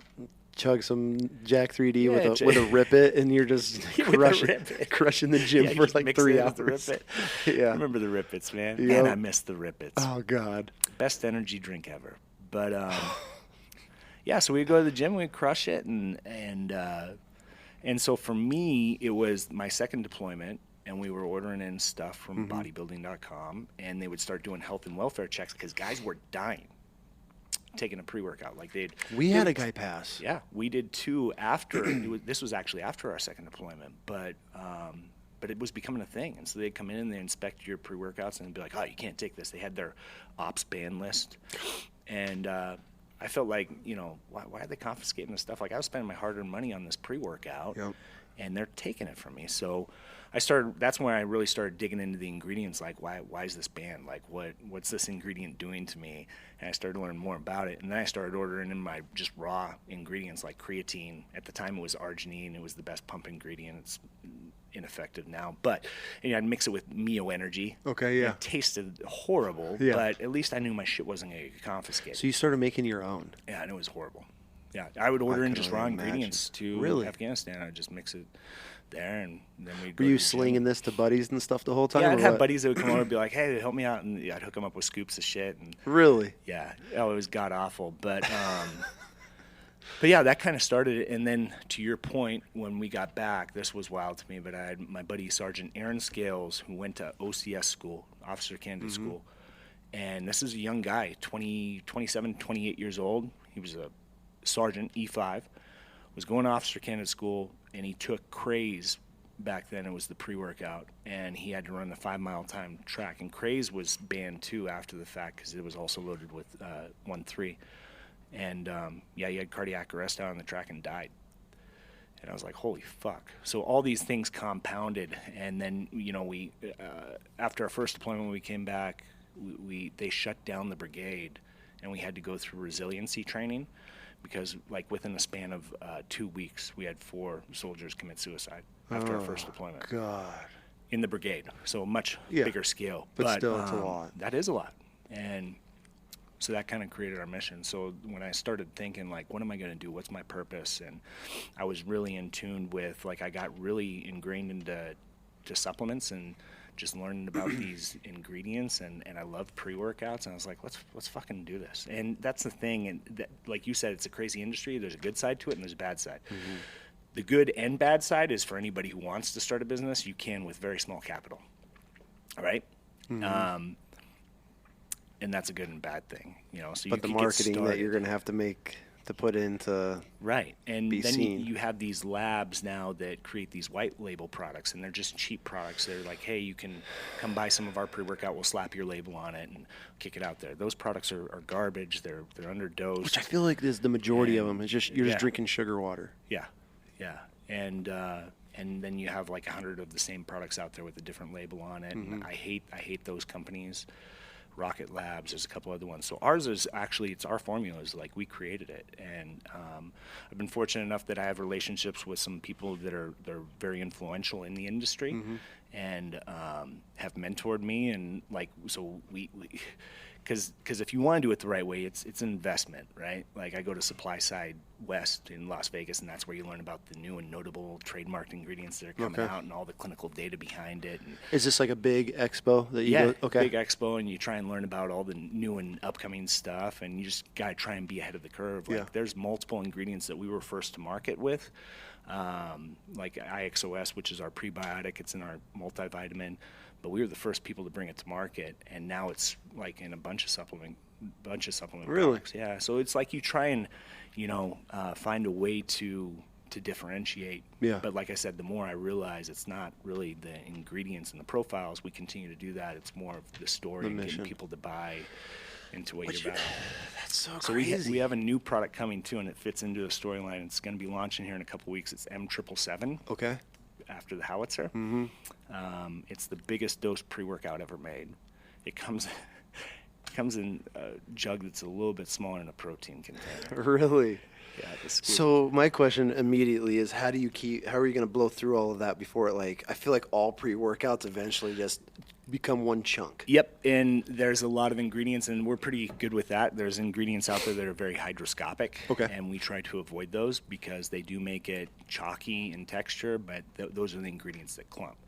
And I've had that experience too. Like I think Curse, I don't know if you remember that pre-workout had a skull on it, but that one, it's like it would clump up within a week. You'd open it up. There was something you'd open up, and you squeeze in to try to break up chunks. Yep. Mm-hmm. Yeah, so ours, you don't get that with our pre-workout unless moisture gets in there. If moisture gets into any product, you're bound to have a clump product. But we avoid those hydroscopic ingredients because I personally don't like chunky pre-workout, you know, and we're very picky, even with the ingredients we choose. Like there are probably some ingredients out there that are more effective than what we use in ours, but some ingredients are very acidity, and so they're very bitter. Okay. And so I avoid those ingredients too because we always promote, like we have some of the best tasting pre-workout out there, and so I know what ingredients to avoid and to make sure that we have a good quality product that's going to deliver on performance but also taste good. And how do you pick flavors for a is this, I don't know, I don't want to, you don't have to give me, I don't know if this is like some secret, but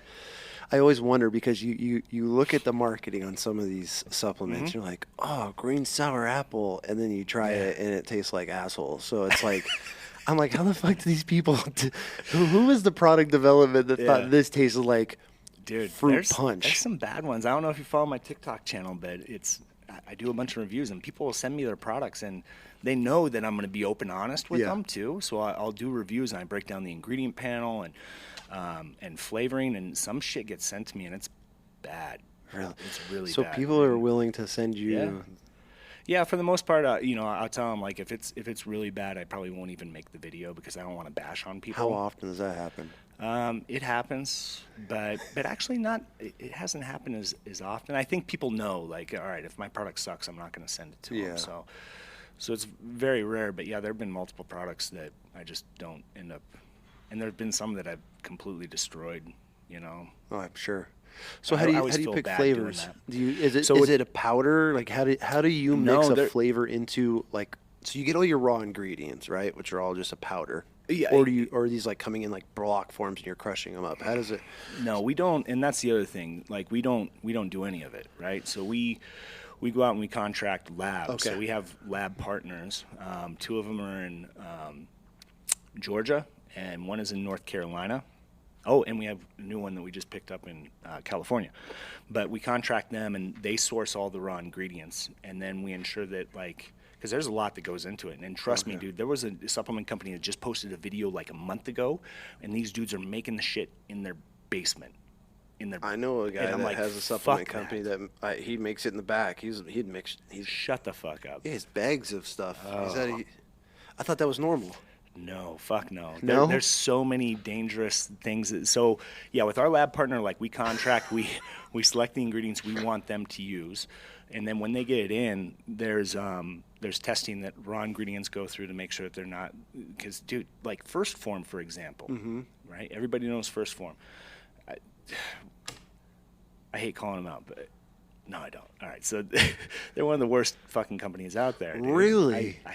They've received 3 FDA warning letters within the past, I would say, 3-4 years. They've had 3 warnings from the FDA. For what? And then last year, not even last year, within the last 4 months, they had to do a recall on all of their protein because it was infested with staph bacteria, which would have fucked people up.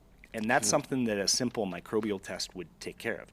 So that's what we rely on our FDA lab partners is, okay, when the raw ingredient gets here, it needs to have a microbial and heavy metal tests done to ensure it's free of contaminants. And then when it's blended, they do additional testing and, again, ensure that there's no contaminants and that it's free of banned substances, and because that happens a lot too.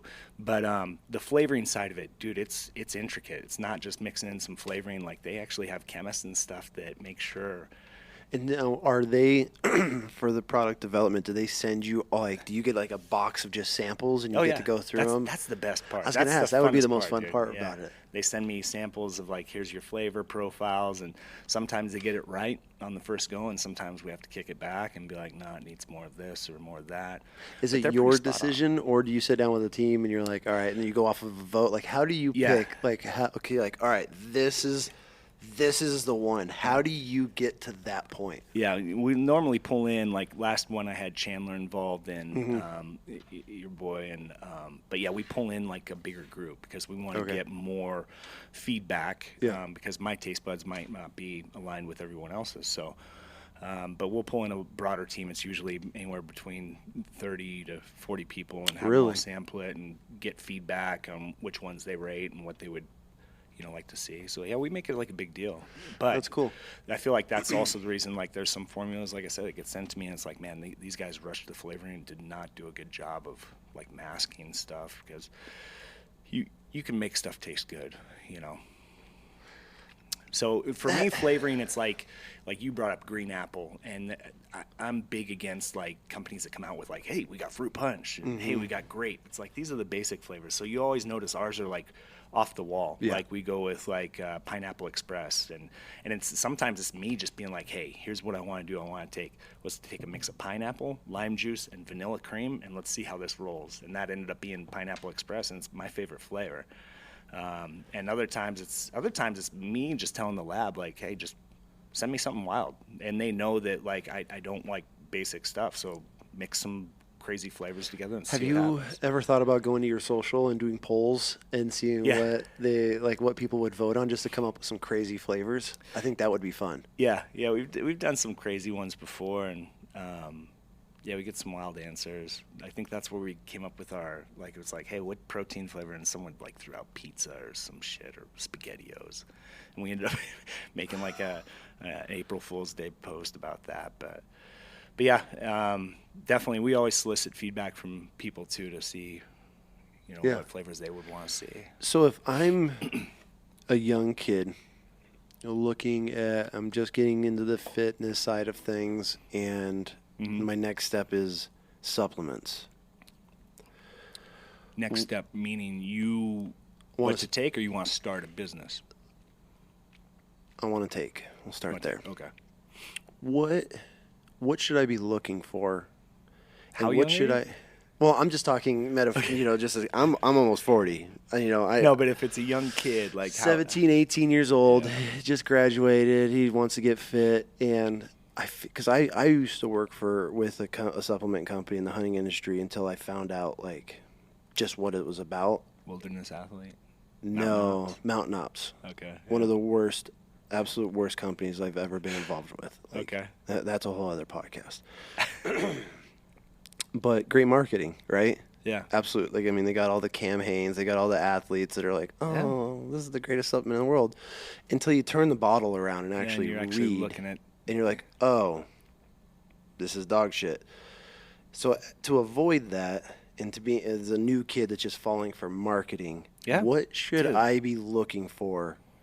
Not the marketing side of things. If I'm legitimately trying to get into the fitness industry, what are some of the things that I should be looking for and staying away from? Just a quick, dude, I know the ingredients can go miles deep. Yeah. But what are the big ones that these companies, the Mountain Ops, and I guess I don't know First Form. I've never rocked First Form, but what are these guys using that they shouldn't be, and that you're using that you should be looking out for? See, it's a loaded question because, dude, there's if you look at, there's so many supplement companies out there still using banned ingredients in their SFPs, and that's why First Form got one of their warning letters, because they were using histidine, hordenine, and another one. I don't remember what it was, but they were banned ingredients not to be used as dietary supplements, and they were, even though they're huge, they're a massive company, they're putting it in there. How do they feel that they can just get away with that? I mean, do they just have the money to fight it? A lot of people, they ended up changing their formula completely, but a lot of people, I feel like they're just like, the FDA doesn't have enough resources to go after all these people, and that's why they policies are written, and people are like, oh, the FDA doesn't enforce, or the FDA they don't regulate the industry. They actually do, and there's policies in place to protect the consumer. They just don't have enough resources to go after all these companies for it. So I feel like First Form probably was like, they're not going to come after us. Well, they did. When you're a mogul like that, you're on the spotlight. Right, and that's what shocked me. Why did they even attempt it? Yeah. But being a consumer looking at a label, that's a tough one, because you're not going to know what's banned and what's not. So I would first off look, is the company third-party tested, because that's going to tell you, okay, there's no banned ingredients in here. And it should say that on the label, third-party tested? It should say that somewhere on the label. Okay. They should have some sort of badge. The second piece is proprietary blends. Look out for proprietary blends. Why? So the big thing is you just don't know what's in it, how much is in it. So the big thing, I always notice these companies that do proprietary blends that hides the caffeine content. Okay. And they'll be like, this has our energy matrix, and it's got caffeine, taurine, whatever, listed all these ingredients, and it all totals up to, let's say, 3 grams, right? You don't know how much of that's caffeine. So what if they're giving you a gram of caffeine, to get you all cracked out? But a gram's not safe. That could lead to early heart complications. Well, anything over 400 milligrams is considered to have long-term health detrimental effects. Which a lot of these companies, I feel like that's all you're taking is just sugar water. Right. It's just caffeine. And that's why with us, caffeine's always the last thing we look at when it comes to a pre-workout. We always look at the pump ingredients. We always look at the endurance ingredients, the focus ingredients, stuff that's going to get you that mind-muscle connection. And caffeine's always the last thing I look at, because a lot of companies they just want their people to feel cracked out. And that's the unfortunate thing is, like we said, people are looking for that feeling. And most of the time what you're feeling is the stimulants. And so that's why a lot of pre-workouts, there was a company that sent me one of their pre-workouts. I think it had 650 milligrams of caffeine in it. Jeez. And I railroaded them. I was like, this is irresponsible, So that's a big one. That's where guys are slipping in the caffeine to get you that pump. Caffeine and, just to get you energized. But, that much caffeine comes with a crash. And, 100%. And people, I don't know. In my opinion, there needs to be more self-motivation out there for people to get in the gym and handle business. You don't need all that caffeine. That's like with our formulas, we don't go over 275. M777 will be a high stem. I think it's like 375. But if you half scoop it, you're actually getting more than what you get in our flagship pre-workout now. Okay. So it's, yeah, we built it for the high stem junkies. You can take 2 scoops, you can get that high stem. You're still going to get a shit ton of pump and everything. But for a single scoop guy, you're actually getting more than what you get in our Send It V2. Got it. And you're only getting like 150 milligrams of caffeine. So for that one, I'm looking forward to it. This is a fascinating world to me because I've just watched for so long of how, marketing just sells. I mean, some of these companies, I feel like they're just putting absolute garbage in these cans. It's like, and you can kind of see, like, the Bucked Ups of the world, they put out a subpar product, but they're brilliant with their marketing. Brilliant with their marketing. They are. And they're killing it. So that's the downside of it, is like you do in this industry, because of how saturated it is, you have to make a name for yourself and how you do that. And that's one of the reasons why we're launching M777, because nobody's ever done this before. And it'll put more highlights on us as a company. Okay. Yeah. So you just finding a way to stay relevant, like at the top. You just constantly have to innovate, but obviously you're not sacrificing your quality of product, but obviously finding other ways to be able to stay in the spotlight. Yep. Yeah, because you'll see some companies do that. The bigger they grow, their formulas shrink and they get worse. And then you also see companies like, I don't know if you remember Pre-Gym, Jim Stepani. He used to be at the top of the food chain, but he failed to evolve, and he just kept his formula the same, and you just saw him lose market share, and now he's not even spoken of. Interesting. Yeah. So we're always looking to innovate our products, and that's why we go to like Supply Side West and learning about what's new and coming out, because you constantly have to evolve. So this expo, one thing that I find fascinating that I feel like majority of people have no idea exists. Like every industry has like a giant expo event. Oh yeah. It's like, and I didn't get really turned on until I got into the apparel side of the world, and then I got to go out to these apparel, but you're going into these rooms that are just fabrics and denim and plaids, and you're just like overwhelmed. It's wild, and all these buyers. I was working with Howitzer, which is one of our Howitzer sponsors. clothing line? Yeah, and so which we were getting into all the Buckles stores at that point, and so I got to fly out to Vegas, and I got to spend a day with the buyers. These 2 women. And I have never even experienced anything besides SHOT Show, obviously the big gun one in Vegas every year. And this was at the Hard Rock Casino or Hard Rock Hotel.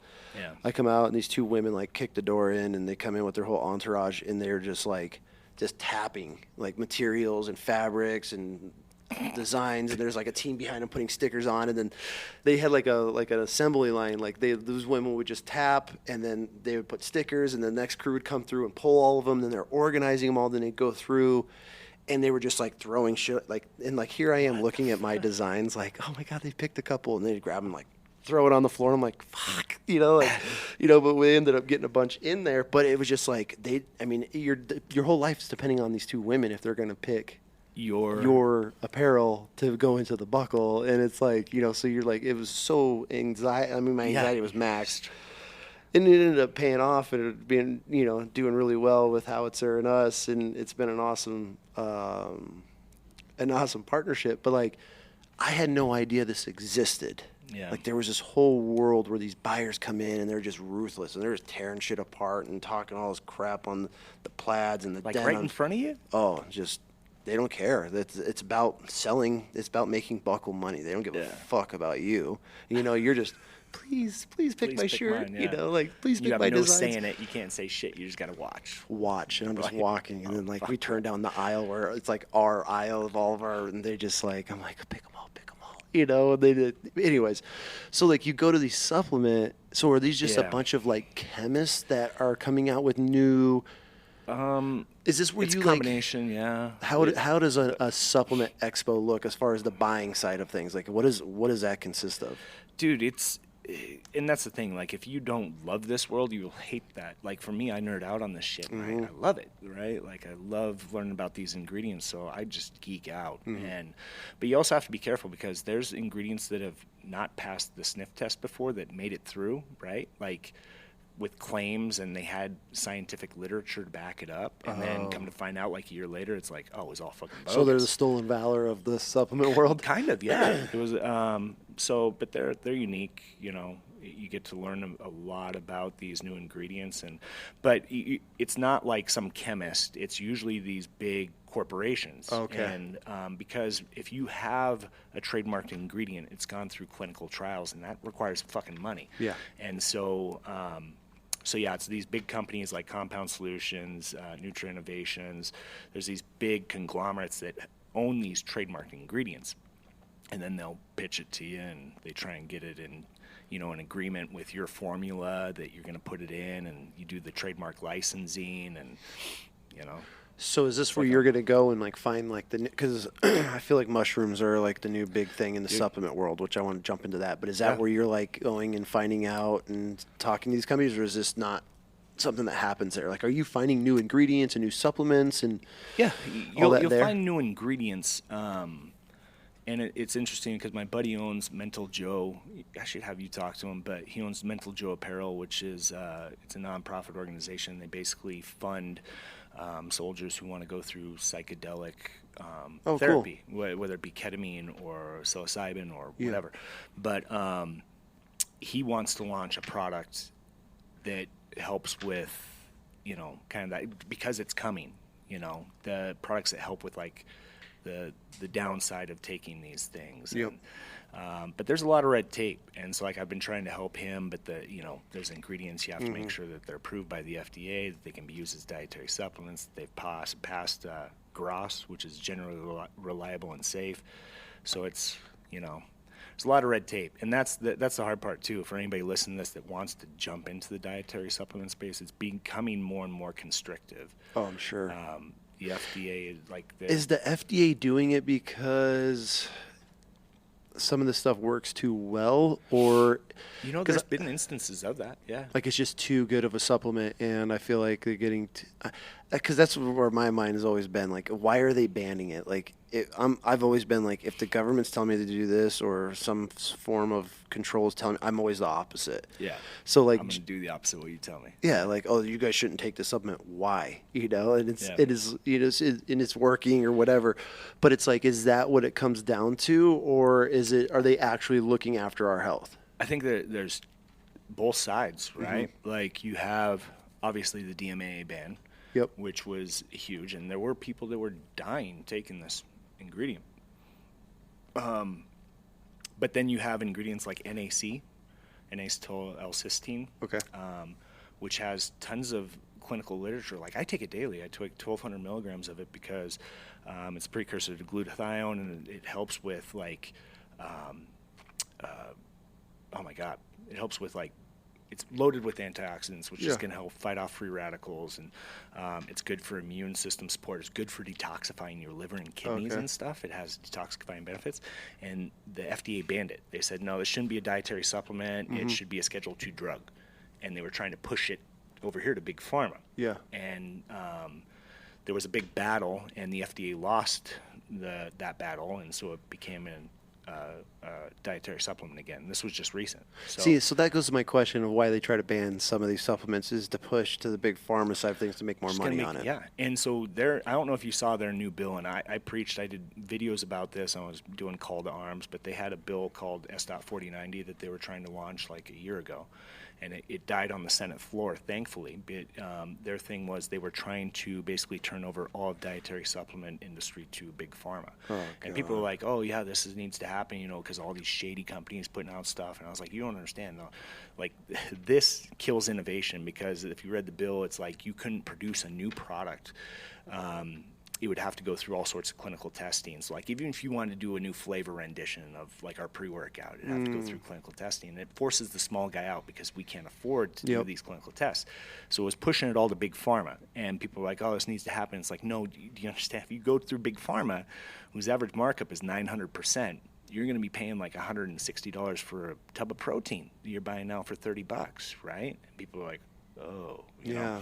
But luckily it died on the Senate floor. But the FDA keeps trying to constantly shut it down, and it's not good. And now you're seeing that with the likes of Amazon, since they have the enforcement issue.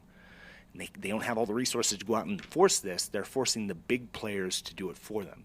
So they came out with all these new policies with Amazon that's forcing like the smaller players off of Amazon, because they hit Amazon with all these fines, like, hey, you're putting people's products up here that have these banned substances in it, or these banned ingredients, or that were tested and we found that they didn't meet label claims. And like, for every instance we find of this, we're going to fine you. And so Amazon's butthole got all puckered up, and they put all these regulations and enforcement policies in place to push out the smaller players off Amazon. So it's like the FDA, if they can't get that bill S.4090, then they're going to segue and go this way and force Amazon, and now the TikTok shop and Shopify. And you feel it getting really constricted, and a lot of red tape going up all over the place. And it's scary. It's scary for businesses like me. I'm sure. But, we continue. How do you combat that? I mean, it's kind of hard to, right? Yeah. But I feel like the hard part is if FDA forces these things to happen and pushes stuff to big pharma, right? It doesn't fix the issue, because you have all these small players out there that are making these illegal pre-workouts. You could go to Jack Supplements here in town. They have a slew of them, right? And they buy them from these smaller buyers. It's just going to force more people, even the guys like us that want to do things the right way. It's either we shut down, or else we make it on the gray market and continue to push it out to smaller mom and pop shops like it's being done now. I don't know. That's not the direction I would go, but that's what would happen. It doesn't fix the issue. So as far as like always staying in the mix of things, what's next? I mean, like I kind of brought up the mushroom thing, not the psychedelic side of things, but I know there's a lot of cognitive, like memory things with mushrooms. I see a lot of companies are now working and putting those in. Adaptogens. And what do you think of those? Is that all gimmick, or is? I mean, there's a lot of science behind it, but. Yeah.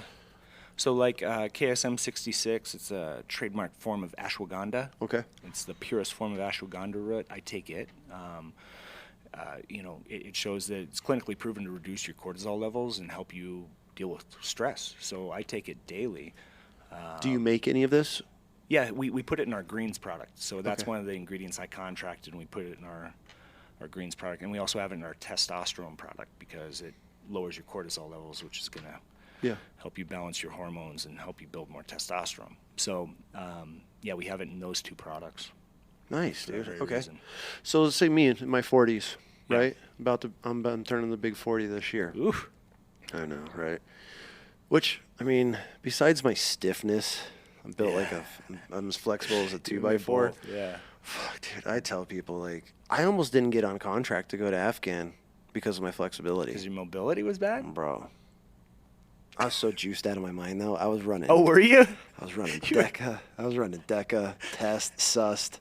I started with that cycle with D-ball. I put on 19 pounds in 20 days, dude. I was like pure muscle. Fucking, dude, I was like 290. I was stupid. You were 290? Running, going 6'3". Gosh. Shredded 290. Yeah, I could have stepped on stage anywhere. Like, I was juiced out of my mind. We had to sit. I show up on this contract. And we went to Playa, New Mexico, as the training center. It was an old abandoned. It looked like, those the nuke videos where they blow up the little town with the swing sets and shit. I think that's all fake, but it looked like that. Like, it was abandoned, and it was an old, like, if anybody's ever been to Playa, New Mexico, they know what I'm talking about. Middle of bumfuck nowhere, an old abandoned town that I think it was a mining town at one point that they just built like literally these little homes. They're all the same, just cookie cutter, and had like little school there. It was literally a mining town, abandoned. They converted it into like where we were training. Fuck, I don't even know where I was going with this. But you almost didn't get your contract because of how flexibility. Yeah. So we're out there. I show up and I'm just giant. And all these dudes are like, all the instructors are like, what do you want? I'm like, nothing. Then we have to do this 3-mile run. And I'm a runner. Like, even at my heaviest, I'm still finishing top. I just go until my body pretty much quits. Like, I just run. I come trucking across, like this gorilla, and all these dudes are like with their stopwatches, like. And I think I was the first or second guy. I was in the top, like two or three. And I'm like barfing. I'm just winded. I can't do anything. They're like, "What gear you running? What gear you running?" I'm like, "I'm not running any gear. I'm all natural, you know." And I'm just giant. And the last thing we had to do was sit down flat, like legs in front of you, and you had to put your feet against the block, and you have to reach and push. So they have a wooden box that your feet are against, and they have a block on the top, and you have to push this block past your toes like a certain length. I can't even touch my toes. So I do 2 attempts, and if you do 3, you're like, that's it. Like, you get 3 attempts. And I'm like, all of this bullshit, and this is what I'm gonna get dropped from this course over is my flexibility. And some random guy, I don't even know who he was, like, yo, come here. Has me sit down, and I bend all the way forward. And he's like, push against me. And he's like, literally, I'm pushing my back up against him. And he does it like 5 times. He's like, all right, go do it. And I run over, I'm like, okay, I'm ready. And I literally, and I just throw myself. And I'm talking, barely made it. And then my piss test came back, and I popped on like 10 different things. You still got the contract though? My buddy pissed in a bottle, and I poured it in a condom. I tied it to my dick, and I went re-pissed. Oh. So I ended up passing. Yeah, the good old days. They're like, what gear are you on? Nothing. Oh, shit. Then it comes back, and I get a call. Well, I mean, since that cat's out of the bag, we might as well talk about that. Yeah, so I do the stretch. Everything's good. I'm sitting in a machine gun class, and this instructor comes in. They're like, is Brian in here? I'm like, yeah. They're like, hey, the HR needs to see you. And I was like, oh, shit. I'm like, oh. Well, I wasn't even. So when they sent the piss test screen, there wasn't any steroids on it that they were screening for. Yeah, it's normally they're just looking for like marijuana. Narcotics. Yeah, it was narcotics, right? Yeah. I was like, okay, I'm good. I pissed and went on with my life. Well, these idiots didn't send the back. There was 2 forms which showed all of the shit that they test for. So I just walk into the piss center here, right down the street, and I just take my piss, send it off to the company, and everything's good to go. And I'm at the training, and I almost didn't make it for my flexibility. Well, this guy comes in, and he's like, hey, then you see HR. And I'm not thinking anything of it because they were all fucked up. Like, they were losing all our paperwork. They didn't even know who half of us were, if we even existed. It was a shit show. And so I walk in, and they're like, you're Brian? I'm like, yeah. And they're like, do you know what? And they start reading off like the scientific names. And I'm like, I don't know what that is. And they're like, well, your piss test, your urinalysis test came back positive for these like 4 things. And I'm like, and they like hand me a sticky note with like these names on them. And I'm like, what the fuck? I'm like, I don't do drugs, you know? Like, I didn't even smoke weed. I'm like, what the hell did I'm genuinely walking back to class like, this has to be wrong. Like, I'm not doing drugs. What'd you do? Google it, and you're like, so I'm like, what the fuck is blah blah blah? And I type in like the first like 4 letters, and it's like DECA pops up. I'm like, it's like DECA could be in your system up to 24 months or some shit. I'm 24 months. It's long. DECA's one of the long ones. I'm like, oh my god. And so I walk back and I sit down in class, and I'm sitting there, and like I just got out of the military to go contracting. Like, this is it. This is what I'm doing. Like, I just pissed all of this away, literally. And I'm sitting there, and they're talking about like the 50 cal or the 240, and I'm not giving a fuck. Like, you never remember in high school when you think your girlfriend's pregnant or something, and it's like your life's done. Yeah. You got caught up, and you're like, oh, I'm sitting there like sick to my stomach. I'm like, how am I gonna tell my chick this? Like, the fuck am I gonna do with my life? I just popped on a piss test going with the Afghan. Like, yeah, what an idiot, you know? And his name was Rob Ryan, one of the dopest dudes I've ever met in my life. He's sitting next to me. We were roommates in this little shack, and he leans over. He's like, "Did you pop on a piss test?" I'm like, "How in the fuck did you know?" He's like, "I can tell." He's like, I got you. And I don't even know this guy. Like, we've known each other a couple weeks. Yeah. He's like, I got you. I'm like, what do you mean you got me? He's like, I'll piss for you. I'm like, really? And he's like, yeah. I'm like, at first I was like, this dude set me up, you know? He's like, I got you. So this is, so they're like, they gave me the time. They're like, you need to come back and re-piss. And I was like, okay, no problem. So that time comes. I'm like, hey, dude, like, don't piss today. I got my piss test today. It was like the next 2 days later, I think, is when they had to have a mobile piss test to come in.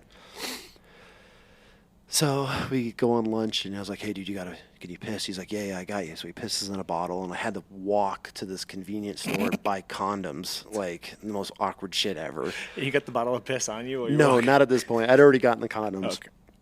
Okay. And so pisses in this bottle, gives it to me. I open up a condom. The first one I got had lube. So it was like, it's all, and I'm like, fuck, and I'm trying to wipe this, stretching this condom with toilet paper, trying to clean it off because I got to tie this thing to my dick somehow, like attach it to me. I've never done this before.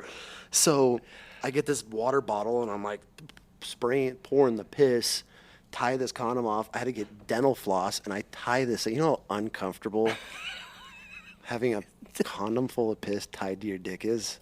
It is with dental floss. With dental floss, I was in the middle of the desert. Like, I don't have like a Walmart. Like, go. I don't know. I didn't want to put it in my pocket. I didn't know how this was gonna go. I've never done this before. I'm just Googling like how to like cheat a piss test. Yeah. I was just like, oh, just put it in the condom. I'm like, okay, cool. Like, this is what we do. So I got a little pair of the cuticle scissors, like the IP scissors for your uniform. I had that in my hygiene kit, so I put that in my pocket to cut everything off. By the time we got all this situated and I finally tied this thing to my dick, like, I'm running late, so I take off running to the HR with this piss tied to me, and it's flopping around. It's not close, like it's a several minute walk. The fucking bag rips, or the condom rips. Like I'm like, kind of like walking brisk, but not like running. It's kind of like a joggish in a way, very fast walk. Yeah. And all of a sudden, I just feel liquid. No. Running down my pants, and I look, and it is just. It's not even your piss. It's not even my piss. That's the last thing on my mind. Like, that wasn't even on my. That wasn't even on my radar. I'm like, how am I gonna go to HR? But it looks like I just pissed my pants. And be like, oh, I can't pee now. Like, I just pissed my pants on the way here. Like, how obvious does that look? This van pulls up, and they're like, hey.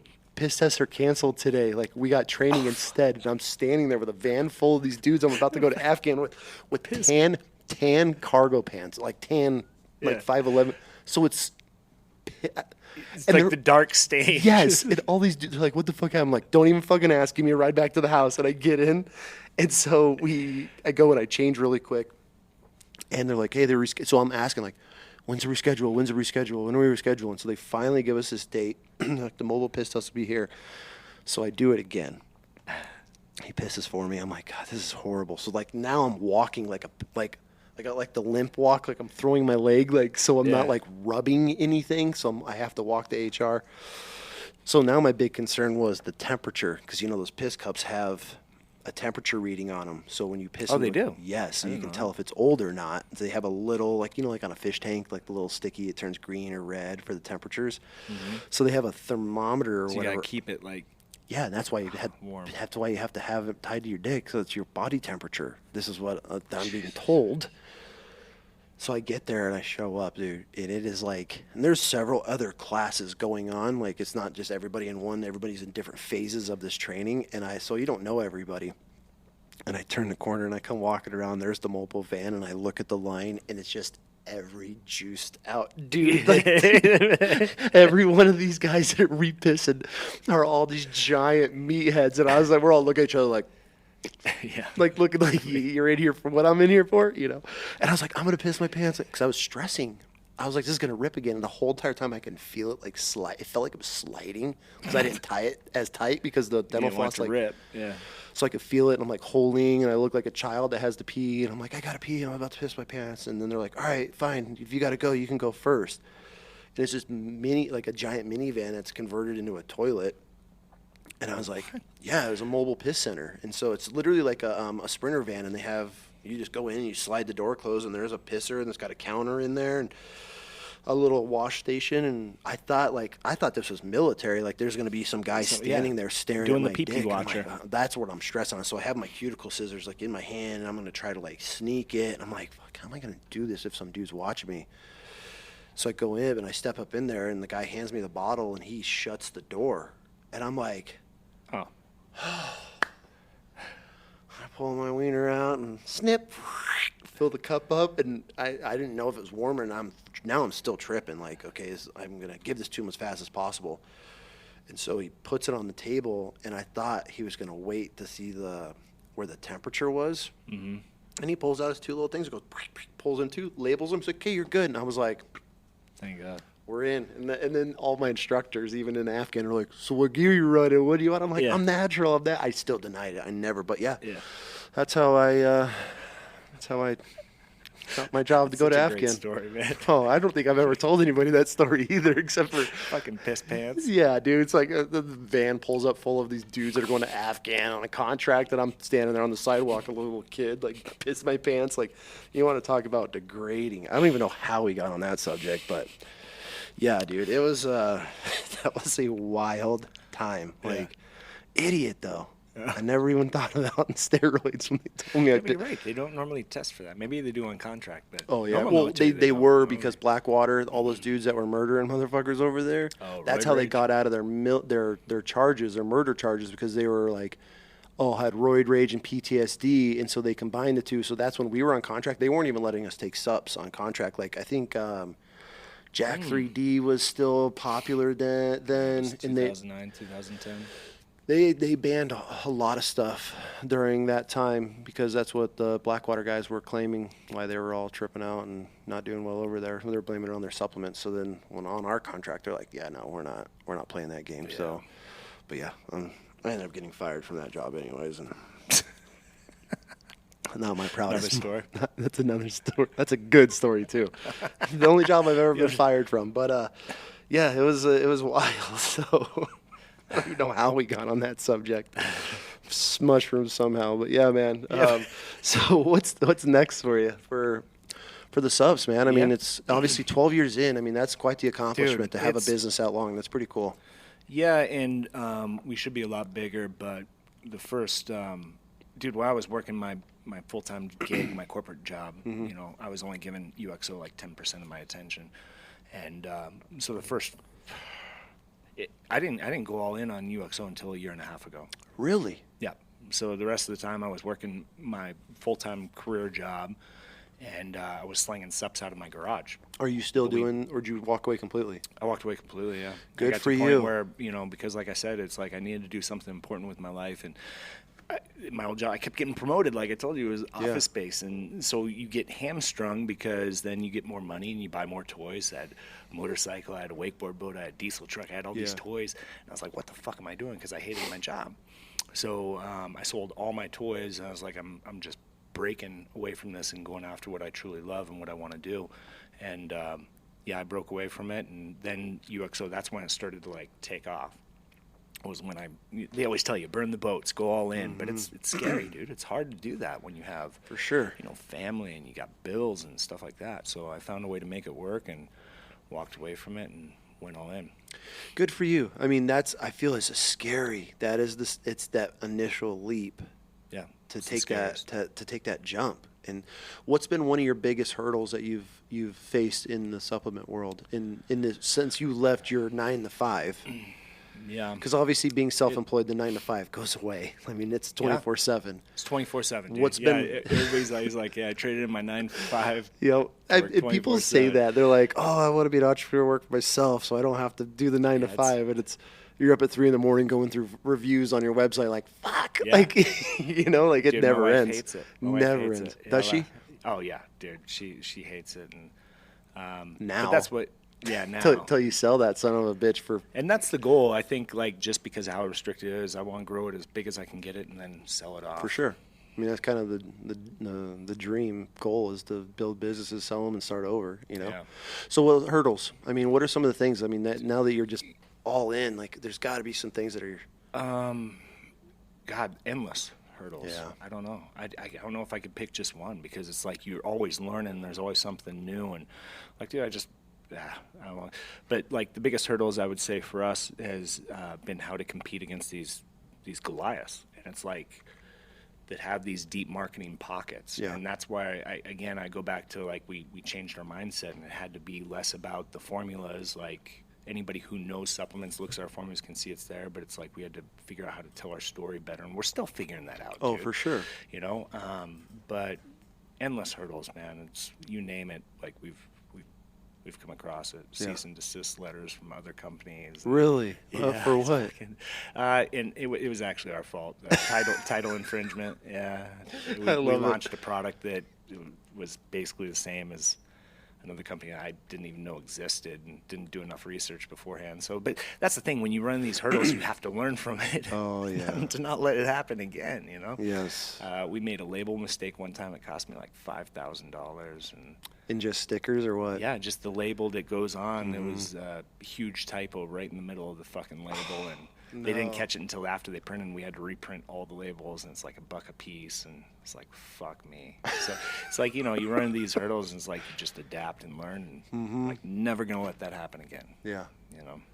It's amazing how one letter can cost you. We had an incident where we did the same thing. 2 letters were flipped, yeah. We did a print. This was the early stages of Wishes, like early on. I think we were like year 2. And we got approached to do a calendar of all of our vets. They wanted each month to be represented by a different veteran. We're like, oh, perfect. Like, this is awesome. All the vets were super cool with it. They had really badass photos of it, kind of told their story and this whole thing, right? Like amputees and guys that are burns and PTSD, like from all spectrums of being wounded, right? Yeah, that's pretty cool. It was really cool until we got like 2,000 calendars sent to our house. We opened it up, and like they spelled wishes, like think wishes wrong, and one of the veterans' names and rank was like not even. We don't even know where they pulled it from. It wasn't even the vet. It's not like, even a real thing. We never even helped somebody name this guy's name. We were like, and we were devastated because when you're a small company, a small charity, and we like back then I think it was like I want to say it was like $2,000 or $2,500 for us. A lot. For a brand new charity where you're struggling for every dollar. We were like, I think I ended up paying out of pocket. We were like, we have to reprint them. Like we did this whole campaign because this was going to help raise money, but it was just like, holy shit. But it, you know, obviously it wasn't $50,000, but to a charity in the early days and $2,000-3,000 into it, like you just already spent that money. Then you have to reprint everything. Oh God, it was miserable. Yeah. Definitely some learning occurs. But I mean, you know, when you're constantly facing new hurdles, and I think is one of the challenging parts but also fun parts of being a business owner is figuring out all the solutions. Yep. You know, and recently I jumped into a new adventure, and it's 1,000,000 miles an hour. There's no time. We don't ever come up for air. There's no breathing in with this adventure, right? But with that, we have to learn everything on the fly because there's no like preparing and researching. It's just like, hey, we need this now, make it happen, cool, and we do it, and then we find out everything we fucked up along the way. And so, the wife and I, we were just talking. I was like, we've learned more in the last 4 months, 5 months than I've done in the last 5 years, just because of the tempo of this. Yeah. And so, but what's amazing about that is it's like, now when it occurs or if it comes back around, we're like, okay, here's the solution. So now it's like we're learning all of these problem solving skills or solutions or different approaches or whatever it has to be, because now it's not like, oh, hey, I'm working for a company and we have to have them figure it out. Now it's like your life depends on it. Yeah. And so it's scary, but at the same time it's fun because like there's no other option. There's nobody else to be like, okay, can you help with this? Like how the fuck do we? I mean, not Amazon. Who shut us down, Chris? Shopify. Shopify shut you down. Oh, Wishes or who? No, another. Yeah. Because of the Fuck me, dude. We launched this giveaway. First time doing a giveaway. So we're learning a lot, right? Like I've never done a giveaway of this scale before. Yeah, it was huge. And the vehicle alone is categorized as military or law enforcement didn't know, even though this is a 100% civilian-owned street. It's an F550. Oh, F550. Built on an F550 chassis, and it's an armored vehicle. Yeah. Well, social media platforms categorize, even though it's 100% street legal in all 50 states. I mean, anybody can own this vehicle. Yeah. It's categorized as a military/law enforcement vehicle. We couldn't even post videos or, Shopify. You couldn't run ads on it. We launch, right? We go live. And Chris and I are at Barrett Jackson. We go live with this giveaway. We're filming, doing all this stuff there. Everything's hunky-dory. Shopify goes and just flipped the switch off. It wouldn't even respond to us. So now we just launched this massive giveaway, giving away a $400,000 armored vehicle or Bitcoin. Didn't know that was considered gambling for Meta, so they shut down all of that. So now we got... Oh, Jesus. Now we're getting hit for gambling, giving away money to go do for gambling, which didn't know. Giving away... You can't give away, sell, or promote military or law enforcement vehicles. Didn't know. Yeah. So now we're like, what the fuck do we do? Like, we just launched this giveaway. We have hundreds in sales coming in a day. And you can't promote it. And we don't even have a website. You can't even, how were you accepting payment? We weren't. It just crushed us. It crushed us dead in the water. And we're trying to figure this out. Well, I'm on the road. Chris is with me. The wife's freaking out. I'm all in on this. Like, I'm the face of it now. Like, I'm like, what the Shopify won't even get back to us. So we have to, like, literally build a whole new website overnight. What'd you build it through, like, Wix or something? Or what'd you? We've gone through like 5 websites already because we just keep finding. Shit. We're back on Shopify. They finally wanted to let us play with them. Oh, they did? We went to GoDaddy for a while. We went through all these different platforms, but the wife rebuilds this whole entire website, like, overnight, like, has to knock this thing out. Oh, it took Shopify, like, 3 weeks, almost. And they got back on board, though. And they were like, oh, here you go, you can have your account. And they never even gave us a reason why. And they wouldn't even respond to us. They're like, your account's under review. So it's like, as a business owner, like, what do you do? I have this giveaway. We have hundreds of orders a day. All of a sudden, the switch is flipped. We are dead in the water. And so it's like, oh, be an entrepreneur. Yeah, but like you say, you can't just give up and be like, you can't. Like, we're all in. So it's constantly like, okay, what's next? Get a new domain. Get a website build. We need a landing page now. We need to get everything connected back to it. And so, like, that's like, and to be able to do that in a day is insane. And thank God. I mean, the team that we have, and with, because how many SKUs did you have? At that time, it wasn't a lot of. We still don't have a lot of SKUs, but the volume was insane. And so it's like, we have a fulfillment center. We have to get Shopify plus all of the back end tied in. I mean, it's not just like a plug and play and you're back up and running. Like, we had to start everything fresh. And so once we got that going, but it was like how much we learned in that, like, 4 weeks alone. We were like, holy shit. So now we have all these backups built in case something happens where somebody flips the switch on this end. We can turn our switch on a whole other platform, and we're ready to rock and roll. And I actually learned this with working for Cryptech during the January 6th thing. Some company went through all of the footage of January 6th at the Capitol. Anybody who's wearing Cryptech? Not even Cryptech. Any Second Amendment, Republican-owned, two-way supporting, law enforcement, tactical, anything that wasn't owned by a leftist company. And somebody went through and made a list of, I'm talking shorts, shoes, sunglasses. Oh, my God. People were wearing Cryptech. Like, they had vests and, I don't know, the fucking... It's a camo pattern. Yeah, it's like whatever, right? Well, they published this, and they sent it to all of the giant news conglomerates, and then they published this list of all of the companies that are in support of the January 6th people, the supporters. We were supporting them. And you know what happened to us? Every platform switched off. We couldn't even run an ad about a hunting glove that was made out of kangaroo skin. Like, we couldn't even run an ad or promote a video of who we were, which were 2 veterans that owned that company. We couldn't even run a who we were ad they shut us completely down. We were dead for months.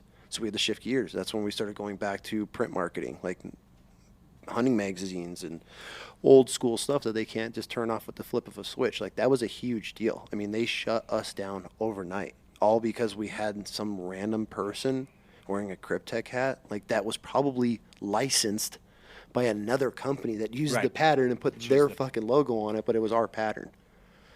So, it's things like that. You always just, but I have buddies that they'll have these little hurdles pop up, and it's like, I don't know what to do. I'm dead in the water. It's like, you got to figure it out. But yeah, that's being an entrepreneur. Sink or swim. Fucking A. Right. And that's the unfortunate thing is there's too many people that will just opt for the easier route out. Yep. They just give up when times get rough. And as a true entrepreneur, you can't do that. If you want to talk about gray hairs and sleepless nights, start your own business and you learn real quick how mentally strong you are. Yeah, that's for sure. I'm glad, Dan, that you're all in and things are going great. And so it's good, man. I really like to see, like, especially veterans out just doing it and doing it on their own. And have you taken on any investors, or is that a route that you're trying to stay away from? I'm trying to stay away from it. And we have offers on the table, and I've been avoiding it. It's hard to sell away a piece of something that you've built for so long. 100%. And then the other piece is too. And another lesson learned. There's good money and there's bad money too. Mm-hmm. So if we ever do go to solicit investments, or I guess even entertain one of these offers, it's like I want to make sure it's the right person and a good partner. A good partner. Not getting in bed with the devil. I've seen that happen a lot. Yeah. People think money is the key to everything, and it ends up being a Trojan horse for them. And we've dealt with that, and we're kind of dealing with it right now with a company. And they came in looking like the knight in shining armor, and it's like, so we're in the process right now of fading out a company that we're associated with, and it's just not worth it. Yeah. More problems, and it's just a heartache, and it's not worth what they're bringing to the table, what they're demanding from us on this, and it's just like, they're gonna take, why, So we don't need it, and I've been there. It's not fun. Yeah. But then at the same time, I mean, I know guys that got investors, and they're making $50 million a year now. It was probably the next thing that they needed to take them to the next level, and So well, dude, if people want to get a hold of you. Yep. And SUPs and everything like that, how do they reach out to you? How do we find you? I think the best way, Instagram, just Jon_Klipsten. I'm sure you'll have the name spelled up there. And then just through uxosupplements.com too. Like I'm very hands-on too, so like I have that total control to our inbox, so I see, because I want to know any customer complaint, anything like that. So even if you reach out to us through there, I'm bound to see it. So people reach out and have questions about maybe getting started on a certain stack of just mental health, or not mental health, but just whatever health, side of things. It doesn't even have to be about our products. Like I'll have people reach out to me just because they follow me on TikTok and they have questions about another brand too. And I'm always open to help people out, just help guide them on the right path. Yeah, that's awesome, man. And because not every supplement's not just like a cookie cutter structure. It depends on goals and so many variables that go into it. So and we don't even have supplements that's right for everybody too. For sure. I like how honest and open you are about it. I feel like if there's any companies that anybody should support, it's the ones that are real about things. Even if we don't make the best, but this is what it is, or this is what we have, we don't offer this. I think over the years of working with companies and, through sponsorships or whatever, those were always like the greatest relationships that you can build. They're companies that are just true to who they are and not trying to sell just off of a marketing, spending that marketing dollar just to capture your email and as a one-time customer. I'm sure you want lifelong supplement users, so it's pretty cool. So last question. Sure. Any word of advice, if I'm looking to start a business as a veteran and getting out, is there any word of advice that you would give?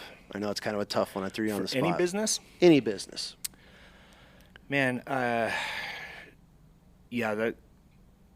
it's got to be something you're passionate about, right? Like, I had another buddy that started as a veteran, he started a business, and he's making these knives, right?